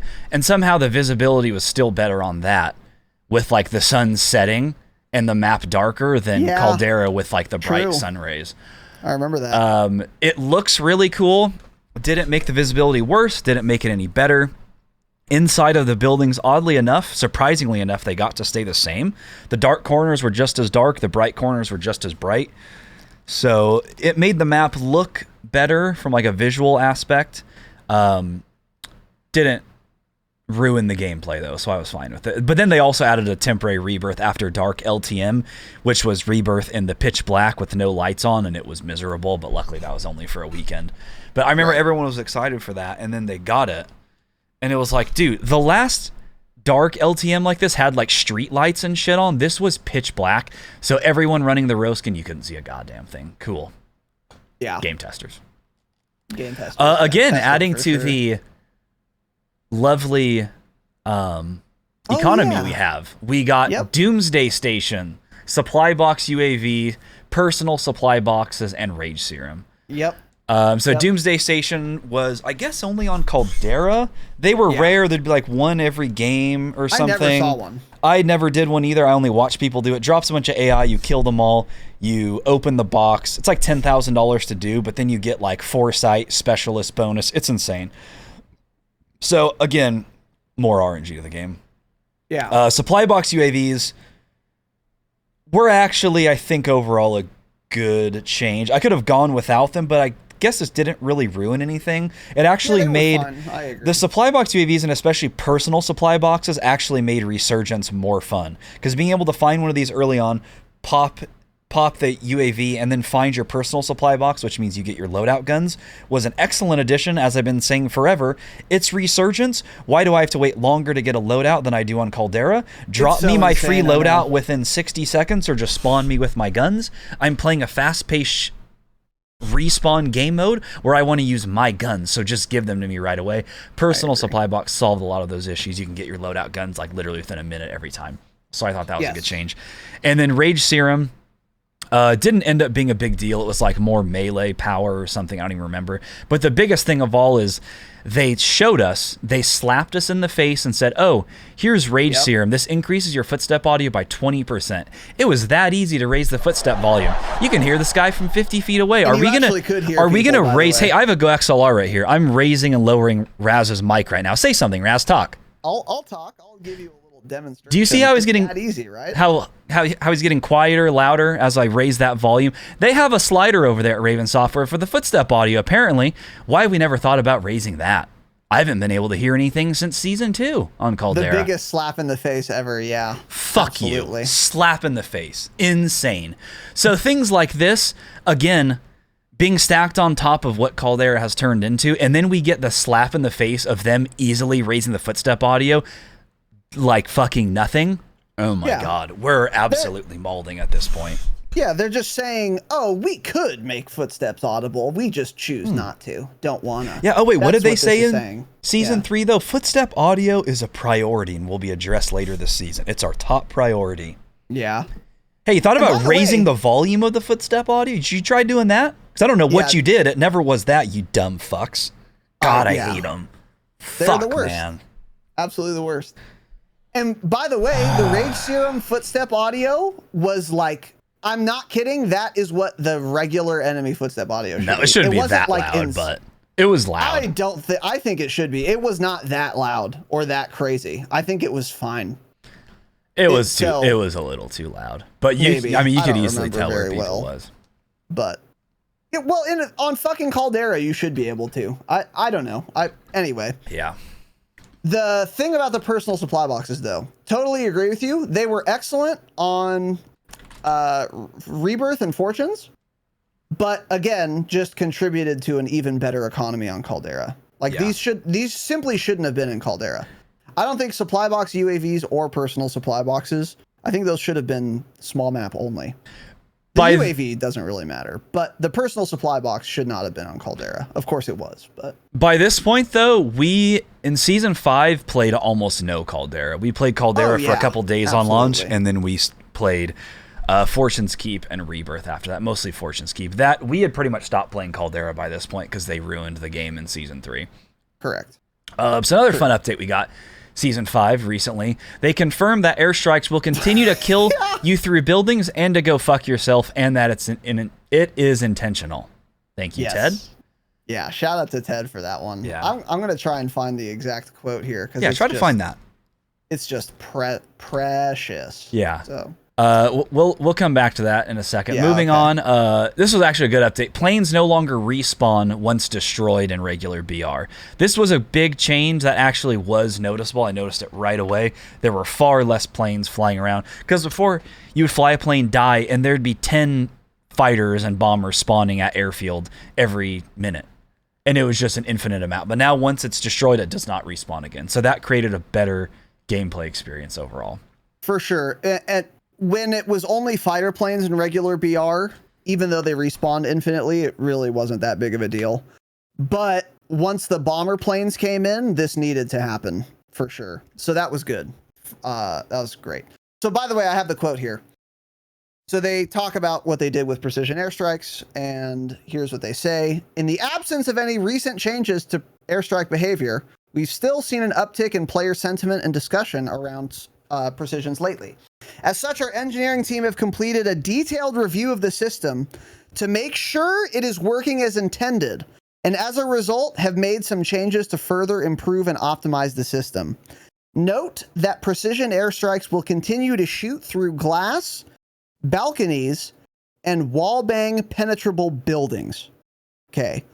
That's what they said in the patch notes. So they said, we want to make sure it's working as intended, so we've made these changes, and now it's working as intended. And this was not the worst thing they said. Ted Timmy Timmons on Twitter somewhere doubled down on this patch. And someone was like, it's completely fucking insane. Yeah, Jake needs to pull up those tweets. Jake has them. Yeah, but Ted tweeted something far worse and essentially doubled down. He said something like, Well, if you got precision in a building in real life, you wouldn't stand by the window, would you?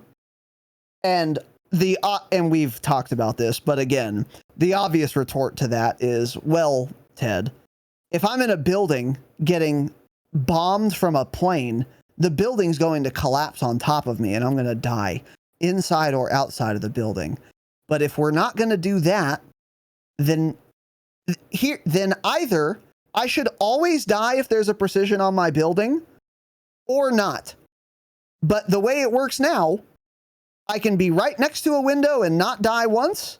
And then next time I could be inside of a Kevlar box that's in a building and then still die to the precision. It's completely random. The problem was never, I shouldn't die when I'm standing by a window, and I do. That was never the issue. So Ted's just missing the point. The issue is that it's totally random if you die or not to a precision in a building. And there should at least be some rhyme or reason so I can attempt to play around it if it's outplayable at all. So fuck Ted. And he doubled down on a wildly inconsistent precision airstrike system, especially when you're in a building. You just have no idea if you're going to die. I'm trying to find the tweet. I found another just banger tweet, actually. Yeah, of course. This one I've never seen. I don't know how I missed this. Completely unrelated, but we have to cover this here. Yeah, oh, that's totally fine. Little teddy bear in October of 2021 replied to someone who was arguing about like crossplay controller versus K-BAM. Keep in mind when I read this quote, this is from a creative lead who designs Warzone, and think of how incorrect the statement is. There's a reason, there's an argument, because both have pros and cons. Generally, keyboard and mouse tend to have the advantage over close proxy encounters due to better turn speeds and accuracy, with controller having the edge on range fights where aim assist helps track with better precision. That is the lead dev of Warzone, literally getting the complete opposite, not opinion, fact about how controllers and keyboard and mouse work. Correct. Controller is undoubtedly better up close. Keyboard and mouse is undoubtedly better at range. He's on record saying the exact opposite. Why are these people developing first-person shooters? Go back to Fable. Is crazy. I can't believe I just found that. Holy fuck. Yeah. Anyways, I can't find the precision airstrike are really thing. Good. Where? Single-player games. Oh, yeah, you can get real creative in single-player games. Get creative as you fucking want. Make things wildly overpowered. I can't believe he said that. Yeah, don't do it. I got to screenshot that, so I have that one saved. Hold on. Ever. Yeah. He's too much of a fucking Care Bear to be designing multiplayer games. It's just such a joke. That's a banger tweet. When was this tweeted, by the way? October 2021.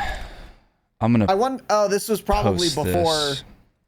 It was probably before Pat Kelly literally came out and said, we have data saying the exact opposite of what Ted said. So that's interesting. Yeah, okay. That's a banger. I got that sucker saved. There we go. That's interesting. Very interesting. Yeah. But yeah, so that was fun when they told us to go fuck ourselves and you will continue to die by precision airstrike. Yep. So this is when this is like the first major nerf. They had been kind of nerfing the 3 to 6 optics and the 4 to 8. Season 5 is when they nerfed it a lot more. They increased recoil. They also recently increased the speed, or I guess they decreased the speed between zoom levels. So zooming from 3 to 6 used to be like instant, and now there's like there's a slight delay to it. They've continued over the months to like, ARs, when using the 3 to 6, have an extra 3% recoil, an extra 2% recoil, an extra 4.5% recoil. It hasn't done a whole lot. Again, they did this in Season 5. Pretty much not enough. The 3 to 6 is still mostly the meta optic from what I've seen. Again, I haven't played much of Season 5, but it's still a widely used optic, despite them trying to nerf it numerous times. No, you could have nerfed it. Taken away a sniper zoom level for ARs that have no recoil. I wonder if they thought about doing that. So easy to do. God, that would have been pretty simple, huh? Man. Yeah, it's just insanely simple. Yeah. And then one good thing that did happen in Season 5 to end off Warzone, weapon buff to like literally 50 weapons ranging from Modern Warfare to Vanguard guns. So many guns are viable right now, so that's cool. The Grau, of course, is back. That's their number one. They made a calling card. The Grau is king. So many guns were buffed, so that's kind of interesting. Again, though, mostly that's for the smaller maps, because again, Vanguard AR's 3 to 6 optic. It's hard not to use that on a big map, going up against a AMAX with a VLK that has more recoil with a VLK than any Vanguard AR with a 6 times optic. That's zoomed in 10 times as much. Yeah. So that's helped a lot. A lot of these changes help the smaller maps, but again, have done nothing to Caldera. Yeah, that was our experience too, because you even used the Growl a lot on like Fortunes, and you were like, oh wow, yeah, this thing's quite competitive. But it's because, yeah, you don't need to zoom in 6x exactly.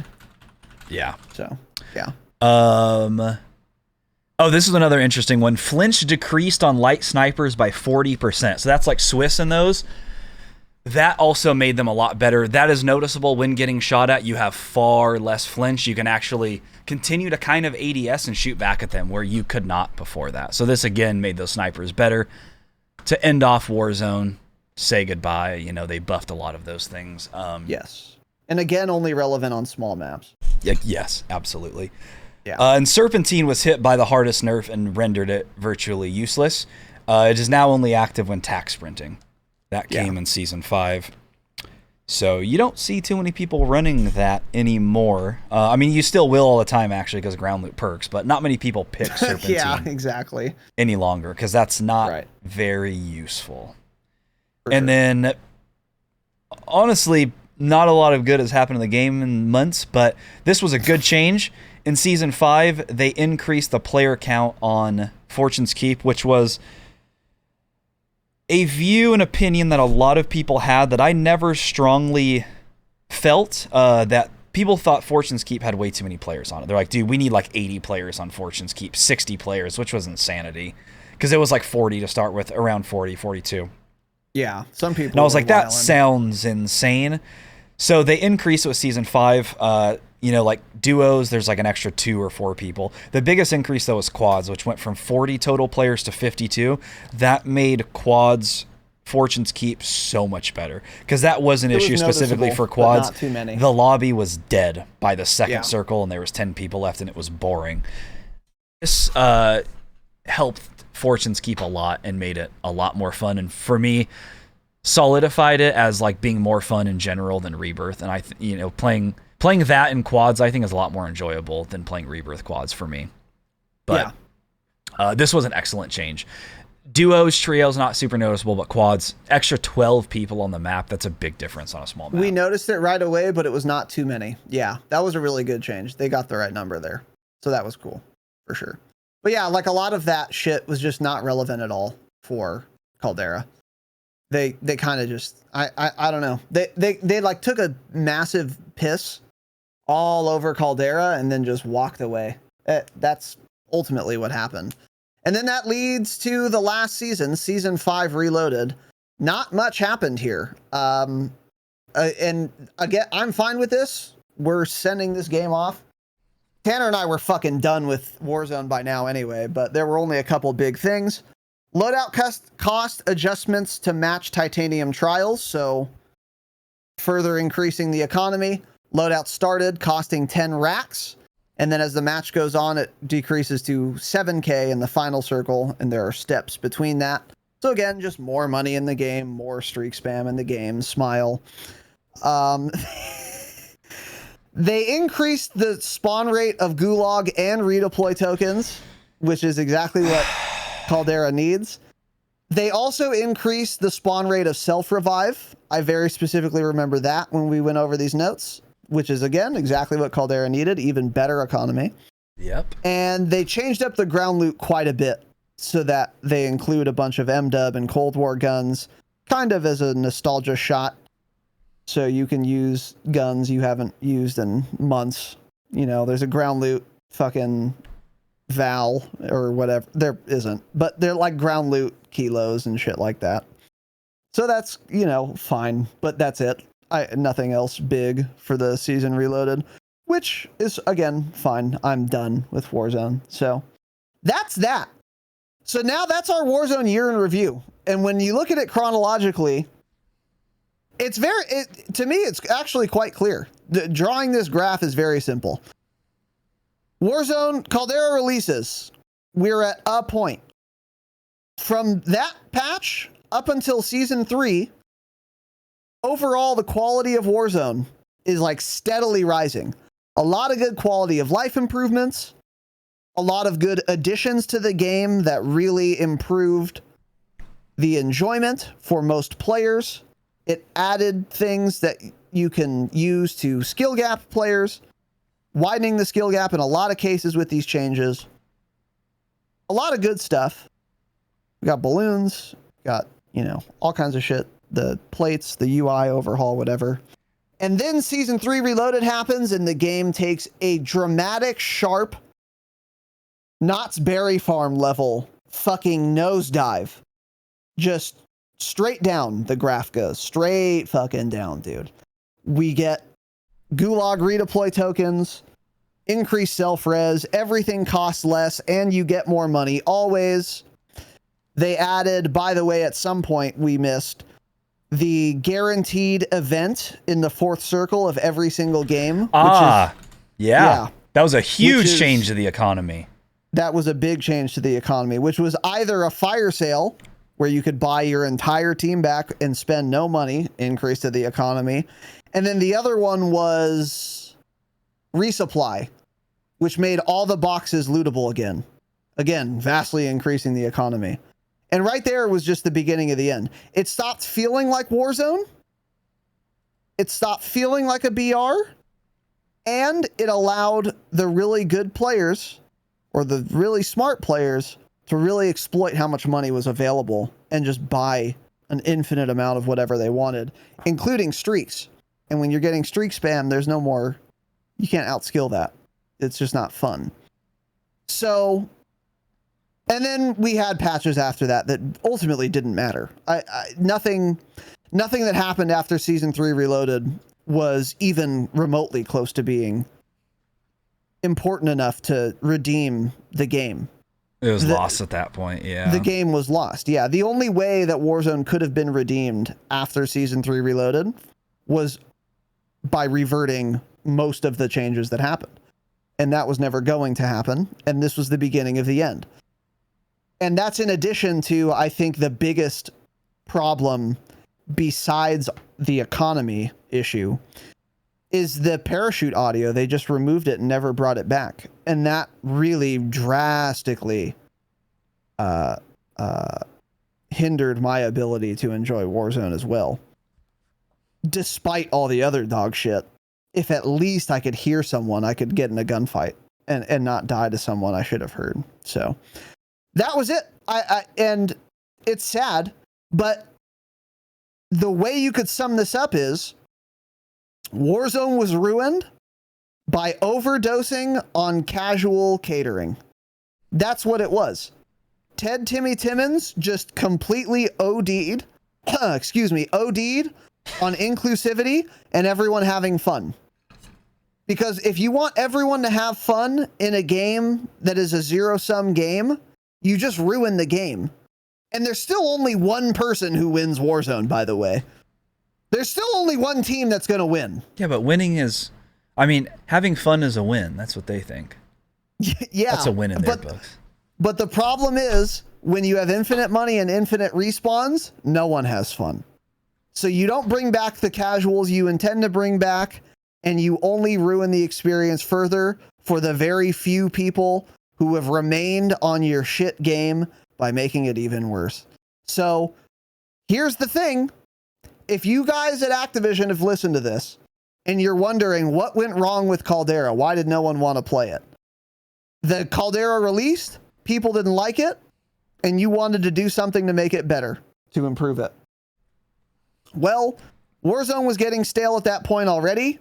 You made Caldera way too many valleys and peaks. That was bad. You shouldn't have done that. You also should have had probably balloons right away. That would have kept people around on a map that was this fucking steep. That was a big deal. But it wasn't because people couldn't regain. And then you made every gun have no recoil. That was a big deal. That's really not casual friendly when there's no buildings, there's no cover, And good players are never missing 200 meters away, so you can't move your character. Not going to be super fun for the game. And the way to bring those players back was certainly not to overdose on casual catering. Excuse me. Yeah. That was the problem. So hopefully they learn their lesson and they don't cater so much to the average player that the game mode they're making loses its essence. And that's what happened ultimately with Warzone.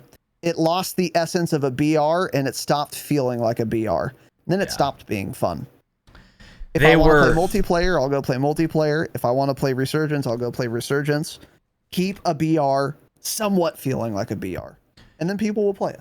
Yeah. They were making updates based around a certain particular player that wasn't there anyways. So it just, and it was ruined, never going to come back regardless. And it ruined the game for people like us. So yeah. And they of course were going to come back anyways. So again, as we've always said, I don't think Caldera in and of itself was a horrible map. I just think they made so many changes that made it play terrible. And then that made me like Resurgence a lot more.